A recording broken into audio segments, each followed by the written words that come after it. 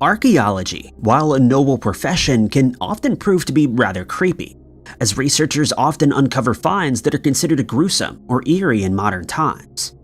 This is often due to the fact that ancient people had very different belief systems to our own, and what we considered to be weird and unacceptable was completely normal during their lifetime. Once in a while, archaeologists stumble upon something at a dig site that leaves them baffled. In some cases, it's because they found more artifacts than they bargained for, or on rare occasions, they uncover an item that doesn't belong there at all, which is known as an out-of-place artifact. But even when a dig site is found to contain exactly what was expected, it could have a few surprises in store, which was the case in 1992, when a toxicologist was doing a few tests on the mummified remains of Egyptian princess Hinut Tawi, who passed away around 1000 BC.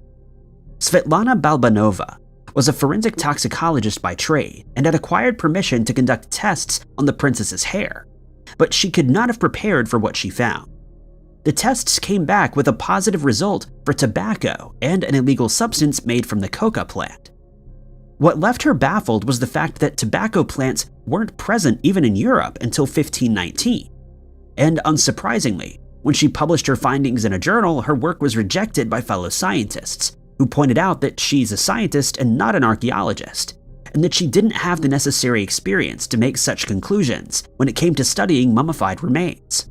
Balbanova acknowledged that there's never been any evidence found that smoking was part of an ancient Egyptian culture, and instead, she suggested that tobacco plants were used during fumigation, and that traces of nicotine could have ended up in the mummy's system unintentionally. But this suggestion was also rejected, as the scientific community felt that a pharaoh would never take part in a fumigation process, since they had far more important matters to attend to than overseeing the eradication of insects. It was then suggested that Egypt was visited by explorers from the New World much sooner than we first thought, and they even brought the tobacco and coca plants with them, resulting in trade with the Egyptian people. But this theory also has its problems, since it was first suggested by television programs that are known for being sensationalistic, without any solid evidence to back up their claims. Unfortunately, this theory is the most prevalent, since it's been spread all over the internet after these programs air. These broadcasts suggested that ancient Egyptians smoked tobacco as often as modern people do, and that they regularly partook in illegal substances, but their only evidence was the work published by Balbanova, who herself never believed this to be true. In an attempt to find the actual answer, archaeologist Paul and paleoecologist Ava published a paper in 2001, in which they mentioned that the mummy of Ramses II was also found to contain traces of tobacco and tobacco beetles. They also said that his mummy was moved after his mummification on no less than 5 occasions. They suggested that during these moves and the studies that were conducted on the mummified remains, many researchers that were in close contact with the mummy smoked heavily, and hence it would be expected for tobacco to be found during a subsequent analysis. As for the presence of the tobacco beetles, they asserted that these could have easily made their way onto the mummies after they were buried, while they were being transported, or in some rare cases, while they were being studied by researchers. They also added that since these beetles were often found on mummies, they were typically treated with an insecticide that contained powdered tobacco. When the mummies that were treated with this powder were analyzed later, they were found to contain tobacco levels similar to those observed by Balbanova.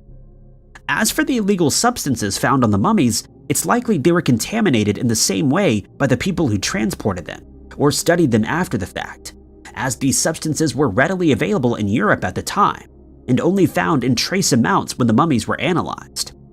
One further suggestion, which has also been rejected by the scientific community, was that tobacco and illegal substances were added to the mummies before they were transported to other countries, making these substances easier to smuggle out of Egypt. But this almost certainly wasn't the case. And so the closest we've come to solving this mystery is the suggestion that the mummies were contaminated after they were unearthed in Egypt. But it remains mere speculation, as there isn't sufficient records to definitively answer the question, and for now, it's a mystery that's yet to reach a conclusion. Anyone who is a fan of fantasy movies and video games will be familiar with the term grimoire. which is a book containing magical spells and the knowledge of all things magic, and anyone who possesses one is either a formidable foe or an ally, depending on where their loyalties lie. These books are mostly thought to be fictional, since most people believe that magic is the stuff of fairy tales. But this is not the case, since what's thought to be a very powerful grimoire was discovered by archaeologists in 1750, and it's still a topic of debate today. Some sources claim that the book was discovered in the tomb of King Solomon in Jerusalem in 1750, but the date of its creation is not as certain, since there are conflicting claims about its origins. At first, it was thought to have been written in 1522 AD, but some scholars believe that this is actually the date that the text was copied from the original grimoire, which they speculate was written in 1200 AD. Grimoires usually contain a number of spells, including ways in which the reader can attract fame and fortune, instructions on how to enchant amulets and other items with magic, spells to attract love and romance, and more sinister spells, such as bringing misfortune or misery into the lives of people of the reader's choosing. But the Grand Grimoire is thought to be the most powerful of them all, as it contains instructions on how to summon demons from the very pits of hell. This, and the fact that it's written in either Biblical Hebrew or Aramaic, and it links to King Solomon, have many people convinced of its potency. As for its author, this has not been proven by any means, though the introduction is said to have been written by a man by the name of Antonio Venetiana del Rabina. Some researchers think that the rest was written by Honorius of Thebes, who may have been Pope Honorius III, who lived from 1148 to 1227. Many people believe that Honorius penned a book entitled Sworn Book of Honorius, and that the Grand Grimoire was either developed from these writings or that they eventually became the Grand Grimoire in its entirety. Furthermore, it's been suggested that Honorius was either possessed by the devil in order for the book to be written, or that he was Satan himself, and conspiracy theorists speculate that every subsequent pope has been possessed by the devil after they were elected. Various copies of the book are rumored to exist, and many practitioners of voodoo in areas such as Haiti claim to use these copies on a regular basis. But others claim that the grimoire wasn't copied in its entirety, and that these copies don't include the most evil parts of the book, including instructions on how to summon the devil at any time and any place on Earth. There are also claims that the book is completely indestructible, as all efforts to incinerate, tear, cut, or pierce it have been unsuccessful. It's also said to contain sketches of Jesus Christ and Judas, which were drawn by the devil himself. Added to this is information on where to find ancient biblical relics, and apparent proof that the miracles performed by Jesus in the Bible did indeed take place. The book contains two parts, with the second being divided into a further two parts. The first deals with the summoning of demons and the tools that are to be used to force them into submission, known as blasting rods. The two sections contained in the book's second part are called Holy Kingdom and Secrets of the Magic Art of the Grand Grimoire. Contained in the first section are the instructions on how to strike a deal with the demon without the use of these protective tools, though the reader is warned that this comes at an additional risk. The second part contains less intense spells that can be utilized by the reader once they've made contact with the demon of their choice. It also contains the names of various demons by rank, starting with the demon who serves as a marshal, followed by a major, lieutenant general, and so on, until we come to the devil himself, who is of course seen as the ruler of hell. The mystery of the Grand Grimoire is one that will not be solved anytime soon, as not only its author, but its very existence is questionable, and unless researchers are given access to the Vatican's secret archives, something that's unlikely to ever happen, we'll never know whether it's real, and if so, who its author was. In 1628, a ship named the Batavia was the scene of a mutiny that would cause the demise of hundreds of people, and while many survived, they would also meet their end while stranded on an island. But thanks to an archaeological discovery made in 2017, the tale has an added twist that researchers didn't know about. It all started on the 28th of October of that year, when the Batavia set sail from Texel in Holland, destined for what is now Jakarta, along with 8 other ships. The ship's captain, Arian Jacobs, was tasked with bringing building supplies and currency to their intended destination, after which he was to return home with a shipment of spices. Joining him on the Batavia were 340 other people, some of which were ordinary citizens, with the remainder being made up of military personnel, including officers, sailors, and soldiers. The fleet made good time until they sailed into a storm in the North Sea, and the Batavia, along with 3 other ships, became separated from the rest of the fleet. But when the storm passed, the remaining vessels sailed on and reached the Cape of Good Hope a month earlier than expected. But the ships ran into yet another storm, and this time the Batavia was left on its own, after being separated from the other 2 ships. It should be noted that Commander Francisco, who was also aboard the Batavia, was the fleet's commander, and he had a sordid history with the ship's captain, Arian Jacobs, as they'd clashed over an unknown issue 2 years prior. Unbeknownst to Francisco, Jacobs and Geronimus Cornelius, Francisco's deputy, were in the process of organizing a mutiny aboard the ship, but before they could carry out their plans, tragedy struck. It's believed that during the storm, crew members had lost track of the ship's longitude, and coupled with strong winds, they sailed off course. This resulted in the ships striking Morning Reef off the coast of Western Australia, and as many as 100 people lost their lives. The remainder of the passengers managed to make it through the night, and when morning broke, they reached Beacon Island with the use of the ship's longboat. Francisco, Jacobs, and Cornelius were among the survivors, and they set up camp on the island to await rescue. The situation was desperate, and there was very little water and food on the island, prompting Francisco, Jacobs, and 48 others to sail the ship's longboat to Batavia, which was still 1,800 miles away. Quite unbelievably, they reached their destination 33 days later, but Jacobs was arrested after Francisco accused him of negligence. Arrangements were made for Francisco to return to the island, but when he arrived there 63 days later, he found a scene that no one was ready for. During his absence, Cornelius had assumed leadership of the survivors and had started rationing food among the remaining survivors. He also ordered all weapons to be turned over to his followers and divided the remaining people into groups that were then sent to neighboring islands. But he ordered anyone who didn't swear loyalty to him to have their lives ended, resulting in 125 people losing their lives. His plans were thwarted, but a fellow officer took him as a prisoner, and when Francisco returned, he ensured that Cornelius and his fellow mutineers received their due punishment in the form of execution once they reached Seal Island, and the remaining passengers were taken to safety. Subsequent excavations at the site revealed the horrors that took place on the island, but a surprising discovery added an extra twist to the tale. In the 1980s, a group of fishermen who were living on the island were digging a drainage ditch when they stumbled upon a group of remains belonging to 6 people who seemingly managed to escape the ordeal. This theory came about when it was found that they were buried in a proper and respectful manner, contrary to the other sites that had been excavated on the island. Now, researchers are attempting to identify the remains, as it's believed that they didn't hail from Holland. Excavations on the island are still ongoing, and researchers are hopeful that they'll solve this mystery of these 6 people's identities and how they managed to survive their ordeal in the years to come. It's often the case when a mummy is unearthed that other relics are found buried beside it. This can include any number of items, including jewelry, pottery, fine fabrics, herbs, and even ancient texts that are then studied by scholars. But on some occasions, archaeologists find something in one of these tombs that leaves them dumbstruck, and thanks to a lack of records, they can only speculate what these items were intended for. This was the case in 2021, when an excavation was underway at an ancient temple in the Egyptian city of Alexandria. Here, they found a mummy, thought to have been buried around 2,000 years ago. But it was what they found along with it that left them scratching their heads.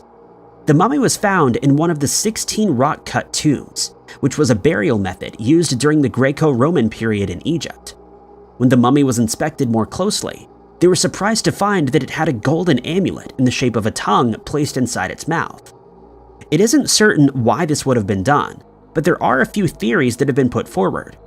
Some researchers think that once a person passes away, they would eventually reach the underworld, which is ruled by Osiris. Once there, they would need to communicate with the deity, but if they were unfortunate to pass away after losing their tongue, or while suffering from a speech impediment, they would be unable to do so. It's thought that the golden tongue would restore this ability once they reached the underworld. Speech in the underworld was considered very important by the ancient Egyptians, since it formed part of a task in which they needed to prove their purity while they were still living. During one of these tasks, the deceased person would be asked to recite the names of 42 other deities, known as the Assessors of Maat. During this time, they would also list the sins they managed not to commit during their lifetime, something that would be impossible to do if they were unable to speak due to the absence of their tongue. But if they were able to complete this task with the use of the substitute golden tongue, they would be judged as pure and allowed to enter the kingdom of Osiris, known as the Field of Reeds, which is seen as an eternal paradise. If they were unable to communicate properly, they would fail this task, and the goddess Ammit would ingest their heart, destroying the very existence of their soul in the process. This wasn't the only unusual object that was found at the dig site, though. Kathleen Martinez, the lead archaeologist at the temple, states that they also found mummies that had been wrapped in layers of papyrus that were plastered together. One mummy was found to contain an homage to Osiris in the form of golden decorations in his likeness, while another paid homage to Horus, the god of the sky and war. He was found to be wearing a crown containing a cobra, along with a necklace in the shape of a falcon. These discoveries have changed researchers' understanding of the temple, as artifacts and coins have been unearthed dating back to around 40 BC, when Cleopatra was in power. While some of these tombs were found to be in less than ideal conditions, statues in the deceased's likeness were found to be remarkably well preserved, as they detailed the mummy's hairstyles, faces, and other decorations. Excavation at the temple is still ongoing today, and archaeologists hope to find many more clues as to who these people were and where they lived. It's estimated that they were alive between 304 BC and 30 BC, but some researchers disagree and speculate that they passed away only after Cleopatra's reign ended. It also isn't known why these tongues were crafted out of gold. It may be to gain further favor with the god Osiris, or it may serve no additional function at all, leaving the discovery open to speculation and interpretation. But as work continues at the temple, they may glean more information on these mummies, and it's very possible that this mystery will be finally solved as more relics are unearthed. It isn't uncommon for archaeologists to find animal bones during an excavation, since they would have been a steady source of nourishment for people in the area, and in some cases it was considered normal for animals to be buried alongside their deceased owner. But it isn't often that animal remains point to something far more sinister, which was the case in 2006 when an excavation was performed at the Agora Classical Commercial Building in Athens, Greece, specifically under the building's floor. Archaeologists were surprised and a little perplexed when they stumbled on a jar that was buried underneath the building, but it was what was contained in the jar that brought up a lot of questions. Inside, they found the bones of a chicken, according to Yale University's Jessica Lamont. The jar was also found to have been pierced with a nail, and it's now believed it was part of an ancient curse that was directed at a very specific group of people in about 300 BC. This theory came about when researchers noticed that the outside of the jar once contained the names of 55 people, and some texts suggest that the owner of the jar was attempting a binding spell, since they found Greek text that translated to "we bind."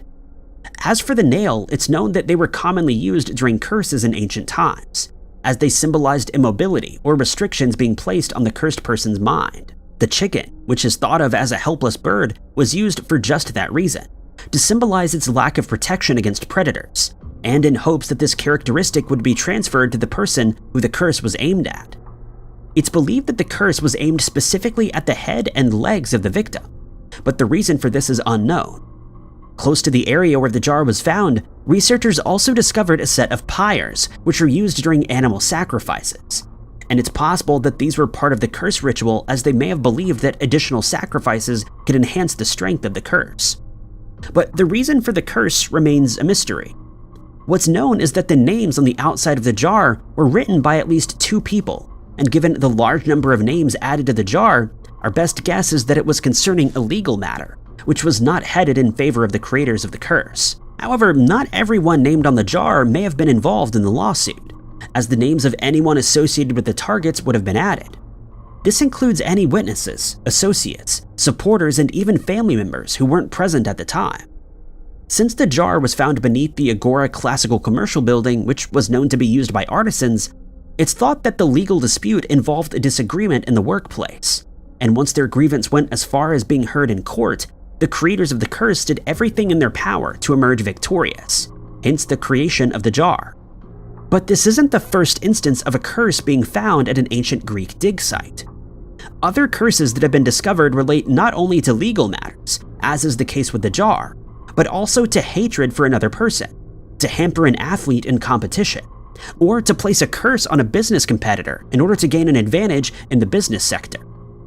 Tablets containing curses have also been found in other areas of Athens, a number of which were uncovered in 2020 at the bottom of a well that dates back at least 1,000 years. Other objects containing curses have also been found in Sicily and other parts of Greece, suggesting that ancient Greeks had quite the fondness for black magic. It's believed that this particular lawsuit revolved around either a lot of money or a high number of customers, and if the curse was successful, its creators would have benefited greatly, while the targets would have lost a lot of business. But the reason for the curse is by no means certain. Some researchers have suggested an alternate theory that points to a difficult time in Athens after the demise of Alexander the Great in 323 BC. After he passed away, officials and generals who served under him fought for power in the city, as his empire had completely collapsed. Many different factions formed, each of which claimed that they should rule, so it's very possible that someone created the curse in a bid to obtain as much power as possible. We'll never know whether the curse was successful or not, but it's interesting to note that whoever created it would stop at nothing to get what they wanted. On the 11th of December, 1926, a girl was born into a new reality from what was expected to be a past life, or one from another dimension. Shanti Devi was born in India. When she was just 4 years old, Shanti began to say that the house she was living in was not her real home. The reincarnation story of Shanti Devi is one of the most thoroughly researched cases, which has been investigated by critics, scholars, saints, and public figures. Shanti would tell her parents about a town 75 miles away from where they were, in which she lived, but they had never been there. Everyday events would initiate some memories for Shanti, such as eating food that would remind her of meals she enjoyed in her previous life. Occasionally, she would tell her mother about the types of clothing she used to wear while she was dressing. The young girl would recount some eerily specific details. She could remember the shops and streets of the town. In one account, Shanti had mentioned at school that she was married and she had a son. She later recalled that her previous name was Lugdi Devi. According to her, Kedar was a merchant who lived with her in the town of Mathura. She described him as being fair, he wore reading glasses, and had a wart on his left cheek. Her parents would dismiss these claims up until she revealed the name of her past husband, Pandit, who was also referred to as Kedar. Shanti even recalled how Lugdi had passed away.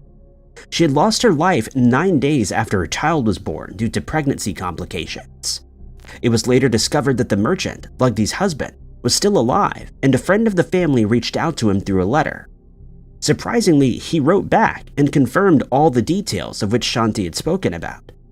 The man devised a plan to further test Shanti's knowledge.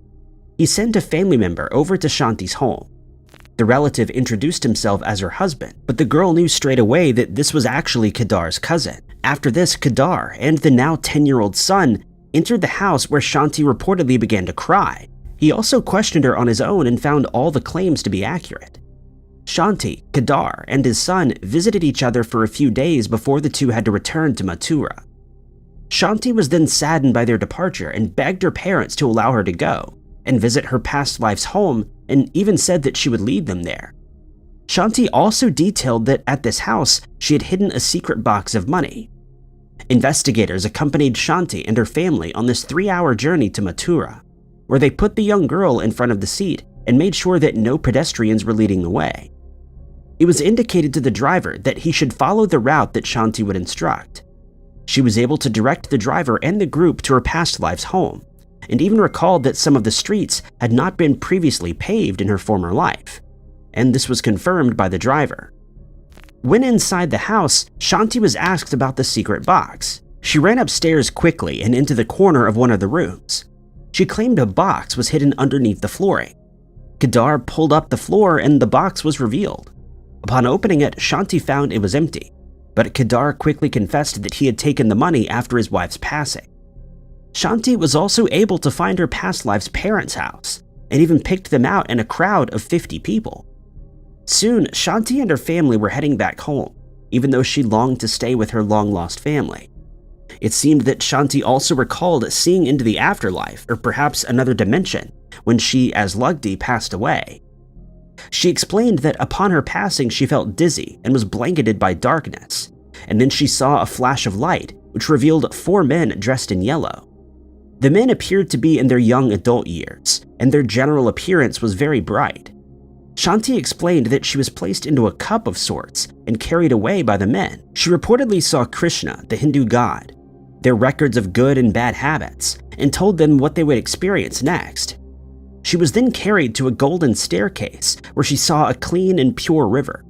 Beside it, she could see the souls of people which appeared as flames in a lamp. Many years later, in 1958, Shanti was found and interviewed by a newspaper. She was now 32 years older and living a spiritual life in Delhi. Shanti expressed that she wished to start an organization devoted to living our lives as indicated by our inner voices. Shanti Devi recalled a life as Lugdi. Lugdi was born on the 18th of January in 1902. She was said to be very religious and visited various pilgrimage areas at a young age. She later married Kedar and got pregnant, and their first pregnancy was unsuccessful. The second pregnancy involved having to go to a government hospital to undergo a cesarean section on the 25th of September in 1925. But after 9 days, Lugdi passed away after experiencing complications post-surgery. She passed away on the 4th of October, 1925. 1 year and 10 months and 7 days later, Shanti was born. An investigation was carried out in 1983 by the Central Intelligence Agency. It's believed that this investigation revealed how people would be able to transcend space and time using their minds and a method called the gateway process. The initial investigation of the training system was developed by the Monroe Institute in the 1970s. It was based on the research on the effects sound has on human consciousness by Robert Monroe in the 1950s. The process required a meditation technique, which was combined with sound technology, aiding in the altered state of consciousness. The CIA asked U.S. Army Lieutenant Colonel Wayne McDonnell to review the study of the process. McDonnell then wrote a 29-page scientific detailed account outlining the gateway process. It was titled Analysis and Assessment of the Gateway Process. McDonnell had been involved in the training program at the Institute as well. The report was declassified by the CIA in 2003. It was believed that the investigation was actually to figure out if mind control could be achieved by the CIA in order to use it in the Cold War. It was found that the US suddenly had an interest in psychic research after learning that the Soviet Union had an interest in psychokinesis and extrasensory perception. If this was the case, they certainly did achieve something, and perhaps unlocked the door to alternate dimensions. The gateway process involves a method known as hemisyncing the brain, which was first initiated by Robert Monroe. Hemisyncing refers to the syncing of the left and right side hemispheres of the brain. According to research, this can lead to an out-of-body experience. It was determined that hemisyncing requires meditation and binaural beats. Essentially, the mind is being put into a state of consciousness that allows it to interact with non-physical aspects of a different reality. According to the CIA, this process can be used to convert energy, heal the body, travel through space and time, and even access new information. The gateway experience was described as a sort of training system that would enhance focus, coherence, and strength, as well as enhance the brainwave frequency output between the left and right side of the brain, which would alter the consciousness of the individual, pushing the conscious mind out of the realm of physical space and escaping the boundaries of space and time. McDonnell, Itzal Bintov, a bioengineer, and researchers made use of binaural beats and meditation techniques in order to relax the mind during this experience. McDonnell paved the way for more substantial research. In his analysis, he included biomedical models for others to understand the physical components of the gateway process. Quantum mechanics was used to explain how the human consciousness functions. Theoretical physics aided in the explanation of the time-space dimension, and the way that it could expand by the use of the mind. McDonnell discovered a phenomenon that he called frequency following response. This was when the brain would hear a frequency associated with the human brain's operation and would replicate it by adjusting the output. He detailed that when a person is awake, the brain functions at a beta frequency, and when they're asleep, it functions at a theta frequency. After some research, it was discovered that the brain could be tricked into hearing the theta frequency while they were awake. During the hemisync process, a frequency is put into the left ear that is 10 Hz higher than the right ear. The brain then tries to stabilize the signal into one level, which is called the beat frequency phenomenon.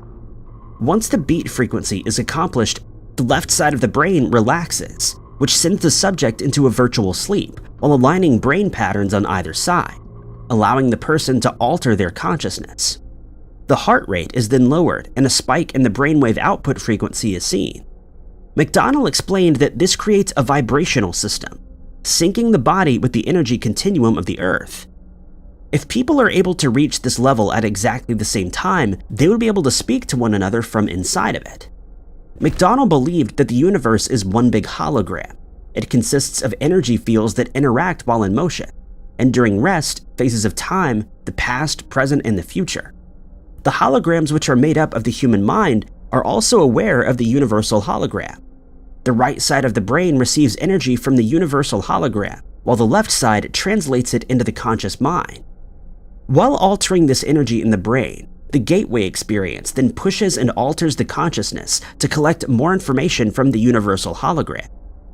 On the first day of the gateway process, the subject was taught not to think of irrelevant things or concerns by visualizing something known as an energy conversation box. They then would listen to a humming audio, which they would have to mimic.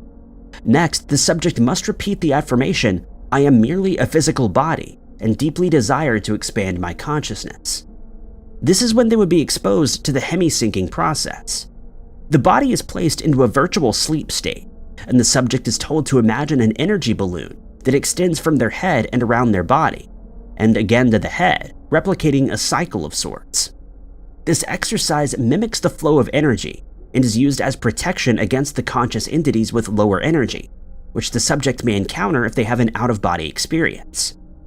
Once each of these techniques has been mastered, the subject can then explore different stages of the gateway experience, where they'll be able to interact with and even manipulate new dimensions. McDonnell explains that if the hemisync tapes, called Focus 15, are intensified, the subject may be able to time travel.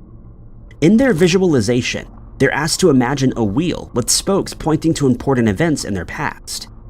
McDonnell stated that the subject's past can be examined through this, and surprisingly so can other past experiences, which have no experience to the individual. In the experiments, 5% of the subjects were able to travel into the past, and that was not the end of it. After more training and exploring their pasts, the subject could venture into the future as well with the help of the Focus 21 tapes. McDonnell explained that this would take months or years to accomplish. The final stage of this experiment was to learn out-of-body movement. The subject would be able to lift themselves out of their bodies once their brainwave pattern and energy have synced with the electromagnetic environment. McDonnell expressed that the gateway process was far from perfect, but did have a lot of potential in terms of time travel and interacting with other dimensions, as well as proving that they exist. In his analysis, page 25 was missing. Some theorized that it was a key piece of the experiment that the CIA didn't declassify, but they stated that page 25 was not there when they received the analysis, and so it was speculated that McDonnell was the one who kept the page, so that others would push to accomplish the gateway process and experience this for themselves. Essentially, the process needed in order to accomplish the gateway experience is a brain enhancement technique that was explored by many different physicists and scientists. The Central Intelligence Agency is on a path to unlocking alternate realities, and based on the outcome of some of their tests, they may have already done so. Javier, a man from Spain, recently began to upload strange videos to his TikTok account while claiming that he'd traveled to the year 2027 and is stuck in a universe parallel to ours in the years between 2021 and 2027. Javier explained that humanity is extinct and there are no people present in any of his videos. His TikTok account presents a series of video footage from empty restaurants, clothing stores, and streets. He also visited department stores, supermarkets, and even bars, and he claimed to be the only one there. Javier traveled to other areas such as Paris, where he took a video of the empty streets where no tourists could be seen. Along with Javier is a scientist named Maria with the username SOCMia.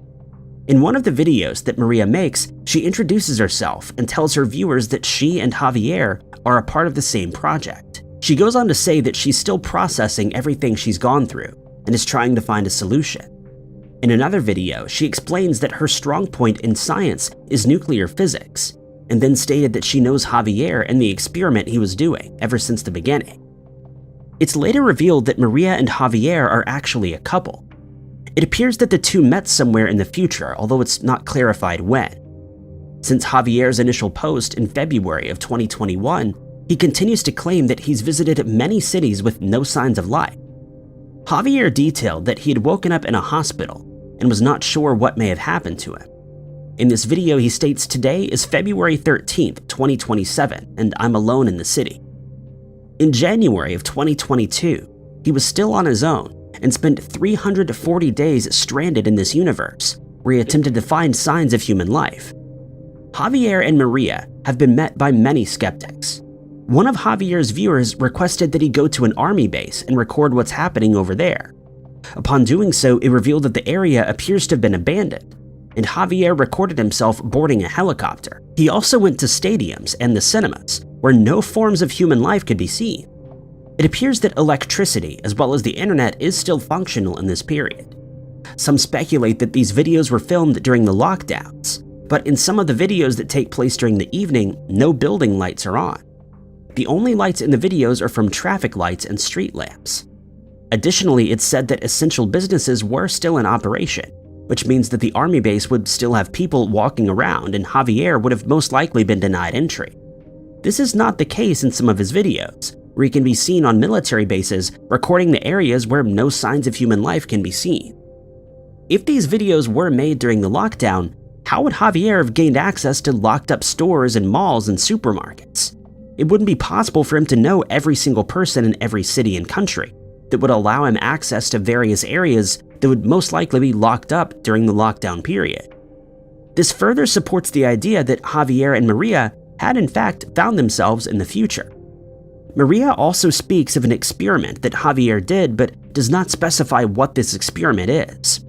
Whatever the experiment was, it was clearly successful. Javier was met with a lot of criticism, and many people don't believe him. One of his viewers wanted him to prove this further, and so he released a video from the top floor of a hotel in Barcelona where he was living. The video shows that the streets below and the hotel are completely empty. In his videos, cars can be seen perfectly parked and they don't appear to be apocalyptic. Not much is known about his partner Maria, except that she knows of some sort of experiment. In recent years, TikTok has seen an influx of videos relating to time travel and how one will be able to transcend their consciousness to another dimension. It's often explained that an individual will need to meditate in such a way that their consciousness is altered. This is similar to the experiments of the gateway process. Perhaps Javier is part of this sort of experiment, or was one of the individuals that attempted to transcend their consciousness and succeeded in doing so with the use of meditation. This may be supported by one of Javier's comments, where he states the following, saying, quote, "Waking up, everything changes place." If he was in a meditated state or altered state of consciousness, this may be why he believes that everything has changed right after waking up. Something must have gone wrong during this process, which is why he's now stuck in a few different time zones. Maria may have been present during this experiment and decided to go in after she realized that he was not coming back. Perhaps this is why Maria stated that she's still trying to process everything and that she needs to find a solution. Since Maria is said to be a scientist, then perhaps this experiment was done in a controlled environment, such as in the gateway process. Obviously, something had gone wrong here, and now Javier is stuck somewhere in the universe. It's uncertain if Maria is able to assist him or even get herself out of this altered conscious reality.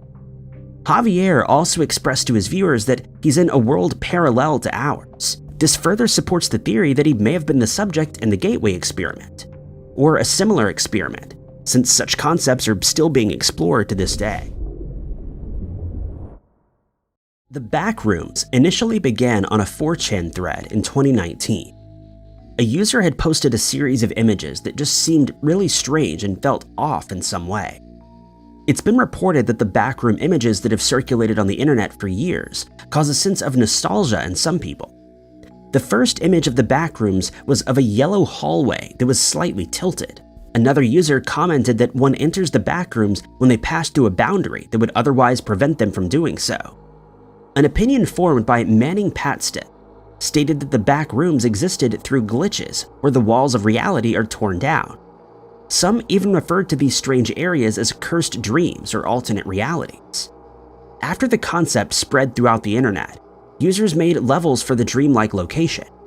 Level 0 was called the lobby, which featured carpet, yellow walls, and fluorescent lighting. This level was also equipped with a no-clip zone, which meant that one would be able to return to Earth if they slipped through, or be transferred to the start of the level or even a new reality. Level 1 was the habitable zone. This is said to be reached when the individual roams around level 0 for a few days without using the no-clip zone. This level is also darker than level 0. The look is more industrial, and mechanical sounds can be heard throughout the area. Puddles of water and fog accompany this level, as well as frequently flickering fluorescent lights or even turning off completely. And that's when the beings come in. Level 2 was named Pipe Dreams. This is said to be one of the darkest levels. It's much more industrialized than level 1, which appears as long tunnels and pipes lining along the walls. People who have survived the backrooms say that they were only able to escape this level by remaining calm and saying, "Only when the backrooms have become your home can you depart." Claire Shulin, a woman who stayed in an Airbnb, had found a mall below it that was abandoned. Social media users compared Claire's abandoned mall to the original backrooms pictures. According to some, there's no set way to enter the backrooms. One method is to find an entryway, which is made by glitches leading into the reality. Dangerous creatures lurk within it, and time doesn't work the same. The backrooms are seen as a spatial phenomenon existing outside of our immediate reality. There's no evidence that these places actually exist aside from the creepy stories and strange images that are produced. Even the images themselves seem to transport the beholder to another reality of sorts. This concept bore the idea of liminal spaces, which also induces a sense of nostalgia, a lost feeling, and even uncertainty. The word liminal comes from the Latin term limen, which means threshold. Liminal spaces are places that are found in between spaces. This includes boundary zones, as said by Tara Ogle. She also explains it as a space between the inside and the outside. Liminal spaces can include abandoned malls, supermarkets, empty corridors, and waiting rooms. These spaces are between a state of use and disuse, and constantly go from one form to the next or from one reality to another. Many find that seeing these liminal spaces sparks a sense of unease with some familiarity, as one would expect from an alternate reality, where things are similar but seem slightly off. These spaces are not hard to find in everyday life. They exist in hallways, stairwells, and any other quiet or abandoned area. Keely Smith, an interior designer, explains that liminal spaces are known to cause unease, fear, and uncertainty for the individuals. This is due to the fact that these in-between spaces are linked with transitioning, which may be a scary concept for some people. The liminal spaces seem to lack identity, which can also instill a sense of disorientation while experiencing the place. It's said that a liminal space cannot be found in someone's house, since they're the residents and are there most of the time. But public spaces, such as airport bathrooms or any other area where one doesn't spend most of their time, can give off a subversive feel. The power of these liminal spaces stemmed from the post-apocalyptic vision of how the world would look without us. The internet has even made the concept of liminal spaces a sort of trend, with hundreds of images of eerie liminal spaces making their way onto social media. Liminality was a concept that circulated in the early 20th century, which often referred to a psychological condition where one is on the threshold of a life stage. Liminal spaces have been associated with a disconnected feeling from reality or a neglected aesthetic. The concept is often described as a waiting area found between space and time. Staircases and elevators are perfect examples of a liminal space. Both of these take you to a different place, somewhere in between, which accounts for the creepy feeling one would experience in an empty elevator or staircase. Art galleries are another example of liminal spaces. They mimic rooms that someone would live in, but nobody occupies the space. This is why an individual would feel strange when in an art gallery alone. Hotel hallways during the night are notably one of the creepiest documented liminal spaces.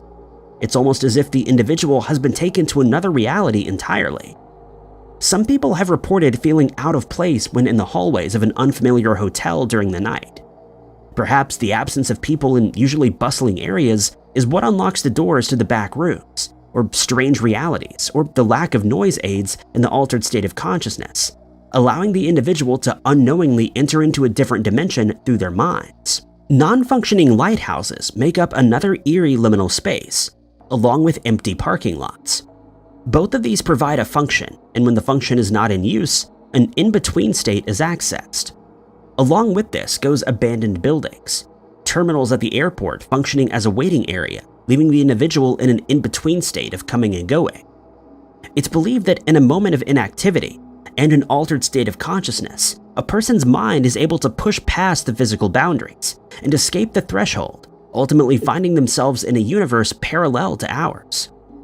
As continuously explored, a universe parallel to this one is very much like ours, with only slight differences or variations in the feeling of the atmosphere, and has even been thought to be where the universe splits and forms another reality, or dimensions where infinite possibilities can happen. It can also be suggested that these are the places where portals and doors to alternate realities can be found somehow, some of which may lead one to a dimension of creepy cryptids. A theoretical physicist named Abraham Loeb made a wild suggestion, stating that our universe may have been created by a more advanced civilization in a laboratory. Abraham, mostly referred to as Avi, is a former chair of Harvard's Department of Astronomy. He stated that these alien civilizations have the ability to create baby universes using quantum tunneling in their alien laboratory. He suggests that this may account for our flat geometry with zero net energy. Loeb explained that if this hypothesis were to be proven, it would reveal that the universe is like a biological system that supports the longevity of genetic materials throughout the generations. The theory, as suggested by Loeb, would bring together two concepts. The first is that our fate is being driven by a higher power, and the second would be the concept of quantum gravity. Loeb also introduces a unique approach to classifying what makes these civilizations advanced. His approach steers away from astrophysicist Nikolai Kardashev's system, where he organizes these civilizations based on the energy that they generate and consume. In Kardashev's system, Type 1 civilizations are only ingenious enough to use the starlight that reaches their planet, which is a wattage of 4 × 10 to the power of 12. Type 2 civilizations have found that they can completely extract power from their host star, drawing a wattage of 4 × 10 to the power of 26. The third type of civilization, which is the final one in Kardashev's system, is able to harness all of the energy that's present in their galaxy, coming up at a wattage of 4 × 10 to the power of 37. But Loeb has created a system that breaks the civilizations down to specific classes that are based on the ability of the civilizations to reproduce the astrophysical conditions which initially led to the existence of it. We humans would fall into a C class, due to us being a low-level technological society as compared to the other civilizations. We wouldn't be able to reproduce our current environment conditions if the sun were to cease to exist. Loeb further suggests that we may even classify as a Class D civilization, because we're destroying our only home planet. It's suggested that since these alien civilizations are able to harness all of this energy, we would have enough of it in order to create baby universes. It's theorized that this may account for the sudden Big Bang that sparked life into this universe. According to Loeb's system, a Class A civilization would be capable of generating a large amount of dark energy and making these baby universes, which would be controlled by these advanced aliens. Loeb believes that due to competition, advanced civilizations would only be able to reach these levels of sophistication one at a time. A Class B civilization would be if this society was able to become independent and not need the sun. Loeb explains that if the advanced civilizations are to achieve the creation of baby universes, they would need quantum gravity technology. Quantum gravity combines two pillars of physics, which are gravity and quantum mechanics. He went on to state in an interview that it would be ignorant of people to believe that they're alone in the universe. He comments that there are billions and billions of planets in the Milky Way galaxy, and there are many galaxies out there that go beyond our observable universe. Loeb refers to something called quantum tunneling, which he states is the need for aliens to successfully create these baby universes. Quantum tunneling shows the capability of a particle to overcome an obstacle, which it would not have been able to do because it doesn't have enough energy. A particle described as a probability wave suggests that there's a probability that this particle would be able to appear on the opposite side of a physical barrier. If it accomplishes this, it's not because it was able to leap over the barrier, but rather because it quantum tunneled through it, which does not affect the barrier itself. Quantum tunneling is also an essential part that's required for the universe to operate, and it's something that an advanced alien species may have created in a laboratory in order to successfully make a baby universe. Without quantum tunneling, there would be no light from the stars, and the universe would be cold and dark. Thermonuclear fusion processes are what power the sun and every single star in the universe. But this process would not be able to take place if hydrogen nuclei were unable to make use of quantum tunneling to get through the electromagnetic repulsion which keeps them apart. Loeb also believes that our baby universe was created with the intention that we would advance and create more baby universes in our laboratories. The creation of these baby universes would mean that we would be a self-replicating universe. The theory set forth by Loeb that we were created in a lab may account for some other universes that branch off from ours or are directly parallel. The alien civilization would have created many baby universes that attach to ours. They may have done this to test us humans. Each universe will produce a different outcome. In one of these branched off baby universes, we may have set back the effects of climate change and even found a solution for it. A common theory is that we already remade our universe in order to see if we're able to find solutions to major problems, such as climate change, and that this is the universe that was created. Essentially, Loeb suggests that we're being used as test subjects by this alien civilization for these exact reasons. Each universe or dimension is on the path to solving something major, whether it's global warming or the cure for cancer. Recently, it was revealed that the government may be in possession of alien spacecrafts and even alien bodies. For many years, we've encountered potential alien visitors to our planet. Additionally, many strange otherworldly beings have been documented throughout history. One such is the numerous cave paintings that depict strange-looking aliens, some even wearing astronaut helmets. Loeb believes that with the use of the Darwinian theory of evolution, the aliens intentionally set off an evolution which would result in scientists capable of unlocking the secrets to the universe. Furthermore, this may account for the advanced earthly civilizations that built the pyramids and megaliths. The information needed to produce these megalithic buildings was perhaps instilled in the ancient civilizations by these extraterrestrial visitors, in order to give them the upper hand in science and technology, as well as astronomy, so that we may be able to uncover our full potential. Abraham Loeb's strange theory would need to be further explored. Although he's met with a lot of criticism from skeptics, he may not be far off from uncovering the meaning of the universe, and also unifying religions with science, which is something he also wishes to accomplish. If aliens are the ones behind our creation, a lot more things would start to make sense, such as when we get those unexpected visitations from them, or why some people find themselves transcending into an alternate reality, where they encounter extraterrestrials when they're placed in an altered state of consciousness. The central region of North America is home to an active gang known as MS-13. The members of the MS-13 are trained in guerrilla warfare and have knowledge of the use of military weapons. They're well known for using violence to achieve their objectives. The gang makes use of threats and intimidation to extort money from business owners who operate their businesses within the MS-13 territory. Aside from participating in localized crime, the gang also takes part in various transnational unlawful activities. One member of the MS-13 gang is Carlos Alberto Gonzalez Barahona. He's wanted for homicide after taking the life of his girlfriend as well as aggravated kidnapping. Gonzalez has ties to Houston, Texas, and is an El Salvadorian national.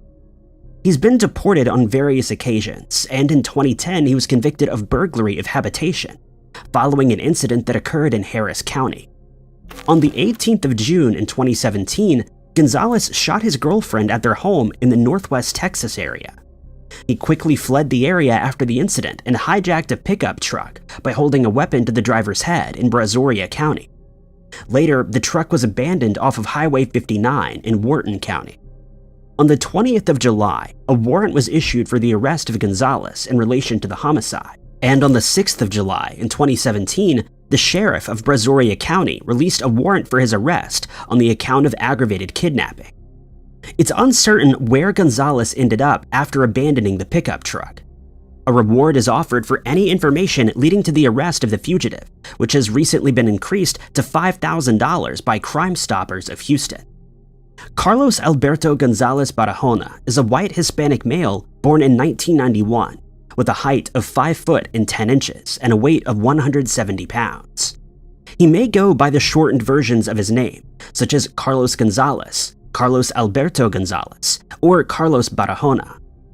It's known that he had a tattoo of the word Texas on the back of his right side upper arm, and Gonzalez across the upper area of his back.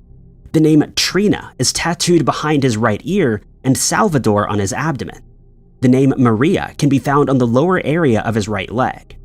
The number 281 can be found on his left arm and 713 on his right arm. A cross, wings, and ribbon, as well as the word Houston, can be found on the back of his left arm, and more tattoos adorn his chest, wrists, and abdomen. It's encouraged that should you come across any information on the whereabouts of this fugitive, that you call 1-800-252-TIPS.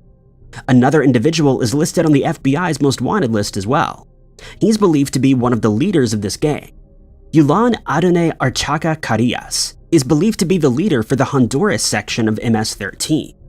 He'll be charged with providing support as well as various resources to the gang, including narcotics, money, and firearms. 37 members of this violent gang were luckily arrested and were thought to be the ones responsible for homicides in Massachusetts. It remains uncertain why the fugitive, Carlos Alberto, ended the life of his girlfriend and then fled. The FBI is unsure if the act committed on his girlfriend was related to the gang or not. He's seen as one of the most wanted fugitives. Additionally, a separate reward of $10,000 is also being offered to the person with information leading to this fugitive's whereabouts and arrest. On the 16th of January in 2021, a movement known as the Proud Boys, a right-wing group, headed to the United States Capitol in order to take back their country, according to one of the members. The mob was said to be supportive of Donald Trump. The invasion disrupted the Congress, who were certifying the presidential election results of 2020. The objective of the group was to stop a president-elect from taking a position in office. The Federal Bureau of Investigation regards this act as a domestic terroristic act. Over 800 people involved in the attack have been charged, 87 of which were from Florida, and about 20 of them were from Tampa Bay. During this invasion, a man from Lakeland named Jonathan Daniel Pollock attacked various officers with a deadly weapon and resisted officers as well as employees.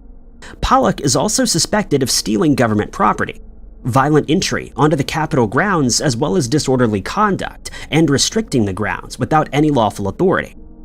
A special agent from the Tampa FBI, Timothy Taylor, says that they believe Pollock is being assisted by distant relatives or a circle of friends.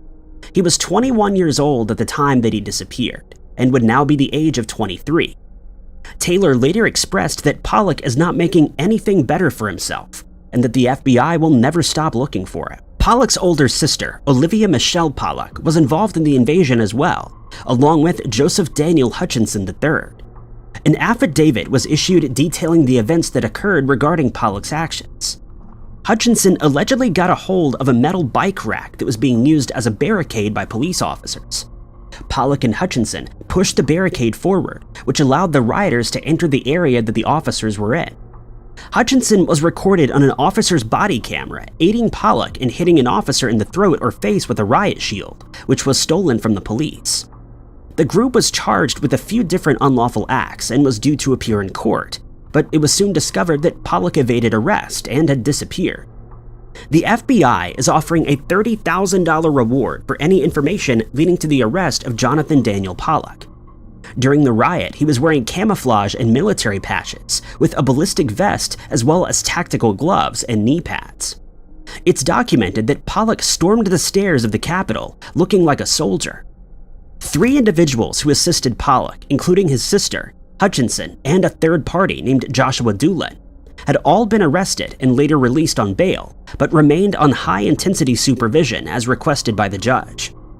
Jonathan Pollock is said to be the most violent of the group, and in documentations, he's listed as being extremely dangerous. Pollock is an American male who goes by the nickname Johnny. He was born on the 21st of February in 1999 and has brown hair and eyes. Pollock was born in Florida and weighs about 160 pounds at a height of 5 feet and 10 inches. It's detailed that Pollock may have relatives and friends all across the country, including Florida, Georgia, South Carolina, North Carolina, Tennessee, and Texas. He's known as a welder and iron worker and may be trading as such in other areas or working similar jobs relating to construction.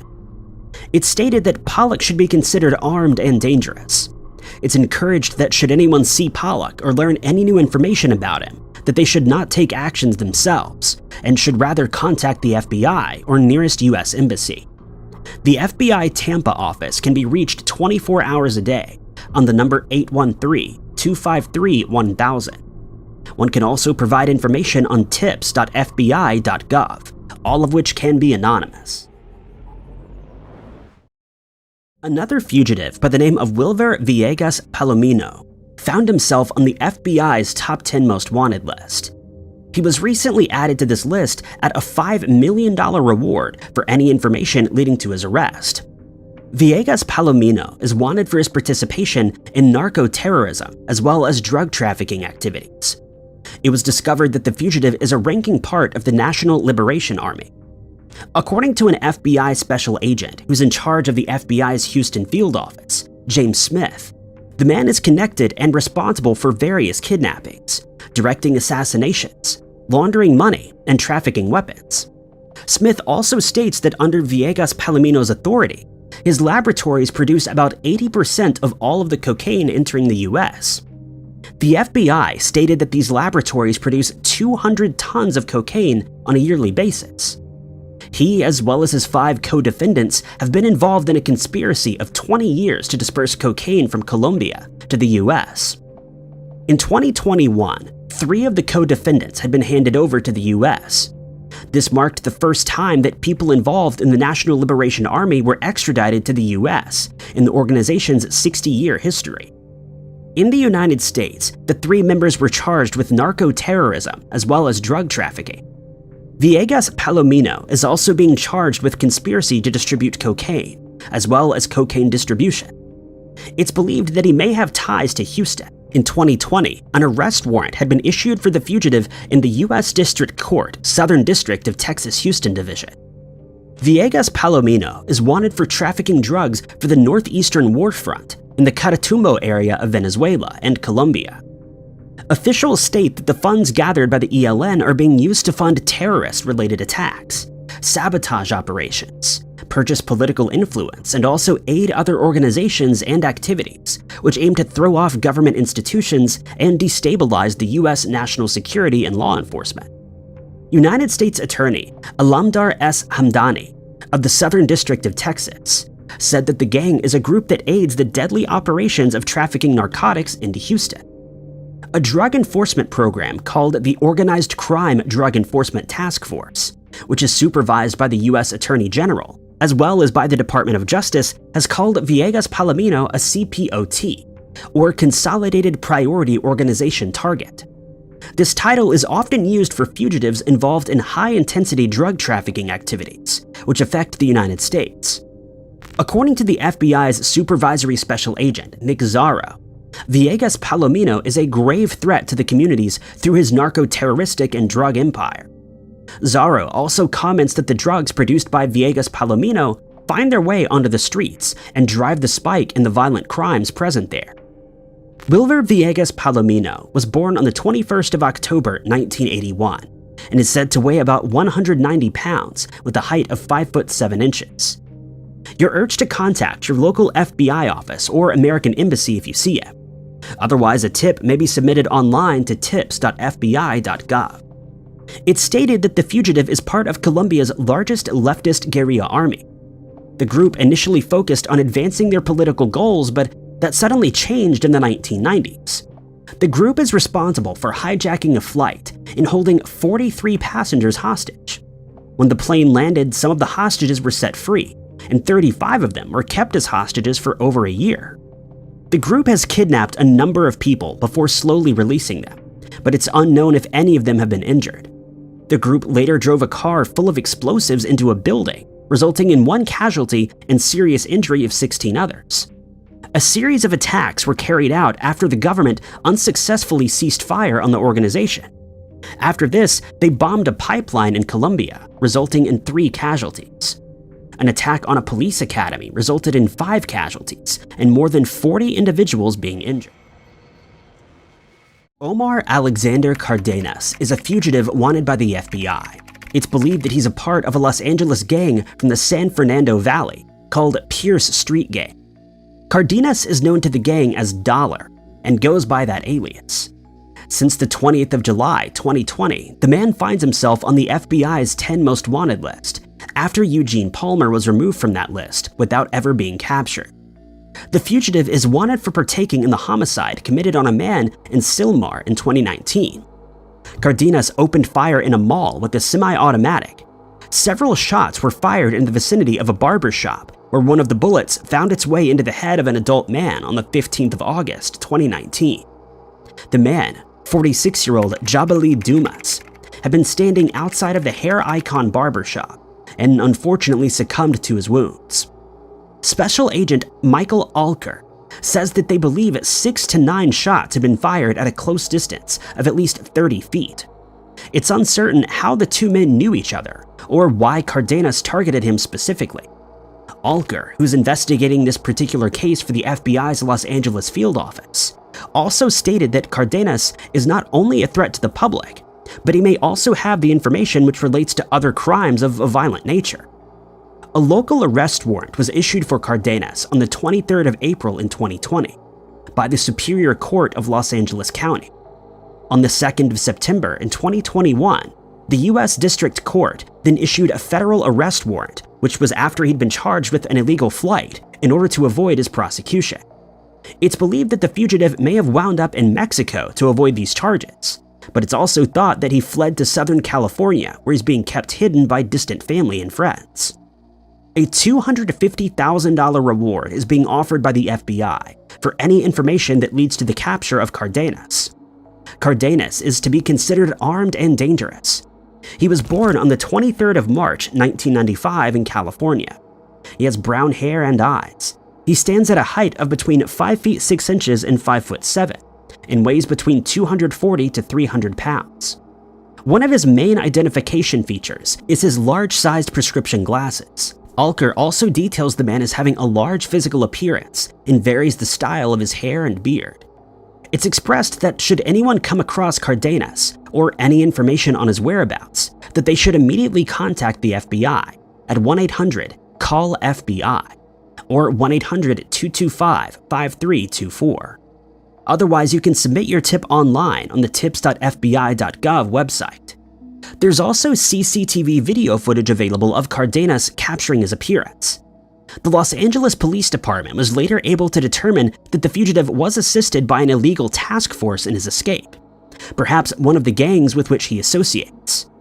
With 2 warrants out for his arrest, and as the 528th person added to the FBI's most wanted list, Cardenas remains free and a danger to the world. Freddy Ivan Hundres Parada is another most wanted criminal involved with the MS-13 gang. The violent gang has recently found itself in the spotlight after a spike in brutal homicides in the United States. A mass homicide took the lives of 4 individuals, including 3 teenage boys. The gang is mostly known for their violent tendencies.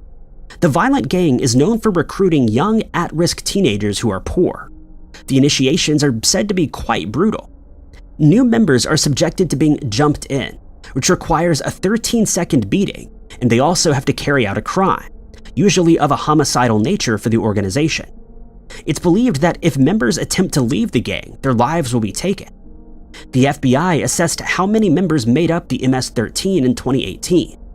It was determined that between 6,000 and 10,000 members were in the United States alone. This made them one of the biggest criminal enterprises in the United States. The gang is said to make a yearly revenue of $31.2 million, which is in accordance with information from the Salvadoran police operation. The money is said to come from the selling and distribution of drugs as well as extortion. Although a few members have been caught and charged with crimes ranging from homicides to drug-related activities, some remain free, which continues to threaten the national security of the country. One such person is Freddy Ivan Andres Parada. Andres Parada is wanted for conspiracy to provide and hide material aids and resources to terrorists, conspiracy to aid terroristic activity financially, narco-terrorism, as well as conspiracy to carry out acts of terrorism. It's believed that this fugitive is one of the senior leaders of the MS-13 gang worldwide. He's also known to have ordered various violent attacks on citizens, officers of the law, and other gangs of which the MS-13 is a rival against. A federal arrest warrant has been issued for the fugitive in the United States District Court, Eastern District of New York, on the 16th of December 2020, after being charged with the conspiracy claims. Andres Parada was born on the 2nd of December in 1975 in El Salvador. He's described as having brown hair and brown eyes, and stands at a height of 6 foot and 10 inches, with a weight of 180 pounds. The man is said to speak Spanish, and his body is covered in various tattoos. Although no specifications have been made on what the tattoos are exactly, there's a $10,000 reward out for any information leading to his arrest. Should anyone have any information regarding the individual in question, the FBI's toll-free tip line should be contacted at 1-866-STP-MS13 or 1-866-787-6713. A few of the gang members, including higher-up leaders, have been imprisoned for some time. During their incarceration, they still continued to lead the gang from within their cells and order homicides and other criminal activity. The gang members are said to have used contraband cell phone devices and written messages which were smuggled in and out. Andres Parada is said to be one of the higher-up members of the gang, and since he still remains at large, the communication between the incarcerated members and the fugitive, as well as others, is seen as a threat to the communities as well as national security. The MS-13 gang is said to control portions of the economy and transportation.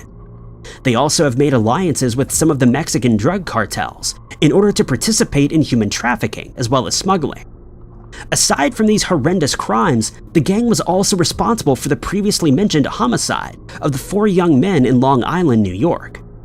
During Trump's presidency, he vowed to take aggressive action in order to dismantle the MS-13 gang. But despite the best efforts of authorities, the gang still remains a threat, and the missing fugitives are still at large. When someone close to us passes away unexpectedly, many of us will reread text messages that were exchanged, listen to old voice messages, or watch videos taken of that person. There are also some people who are so desperate to have one last bit of contact with a departed loved one that they'll use any means they can think of to do so, including the use of a Ouija board, contacting psychic mediums who claim to be able to talk to spirits in the afterlife, or conducting a seance to speak directly to the departed spirit. While some people find these activities cathartic, others tend to shy away from them since it's often too painful for them to relive those moments. But what if you had no choice in the matter? For example, if you were somehow contacted by someone from beyond the grave. Though this seems like the stuff of horror movies or science fiction novels, the mysterious case of a man named Jack Fraze centers around this very subject, as his friends and family started receiving correspondence from him after he had passed away. According to Jack's obituary, he had a larger-than-life personality, and those who knew him well said that he enjoyed writing music, loved working on motorbikes, and that he was a founding member of the Baseball Furies stunt team. But on the 10th of June 2011, Tragedy struck when Jack unexpectedly passed away after suffering a heart arrhythmia, and his family was left reeling since no one had any idea that he was suffering from the condition. Jack was laid to rest, and his friends and family tried to carry on with their lives as normal. But then something truly strange happened that none of them were able to explain, and it remains an unsolved mystery to this day.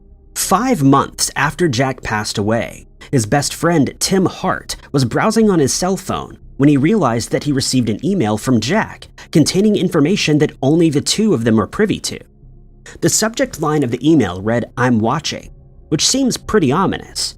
But the body of the email referenced a private joke between the two friends, with the message reading, "Did you hear me? I'm at your house. Clean your attic." Tim stated that when he read the email, he turned as white as a ghost, since the reference was still fresh in his mind. He added that on one of the last visits he and Jack ever had at Tim's house, they went up to the attic since they wanted to discuss what needed to be done for it to be finished. Noticing how dusty the floor was, Jack told him, "You better clean this attic up before I get up there." No one else had overheard the discussion, and Tim hadn't mentioned it to anyone else, so he was convinced that it was his friend that had sent him the email. Tim decided to reply to the email in case he got a response from Jack, but he never received a reply and was no closer to solving the strange mystery. It was a truly strange event that Tim couldn't explain, but it was about to get even weirder. On the 21st of November, Jack's cousin, Jimmy McGraw, had been told to stay in bed after he broke his ankle a week prior, and so he heeded the doctor's instructions and stayed off his feet. Later that day, he was stunned to find that he too had received an email from his deceased uncle, who seemingly knew about his injury.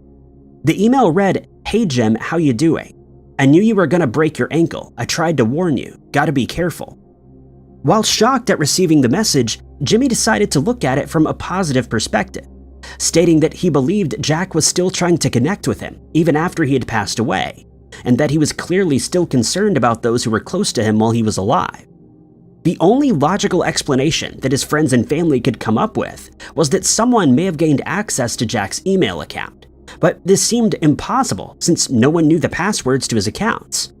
They also couldn't find a solid reason why anyone who had hacked Jack's account would start emailing his friends and family, or how they could have known about Tim's dirty attic and Jimmy's broken ankle. But Jack, or the person pretending to be Jack, had even more obscure information that was revealed when he asked Jimmy to pass on a message to Frank Fraze, Jack's cousin, who's also known as Rock.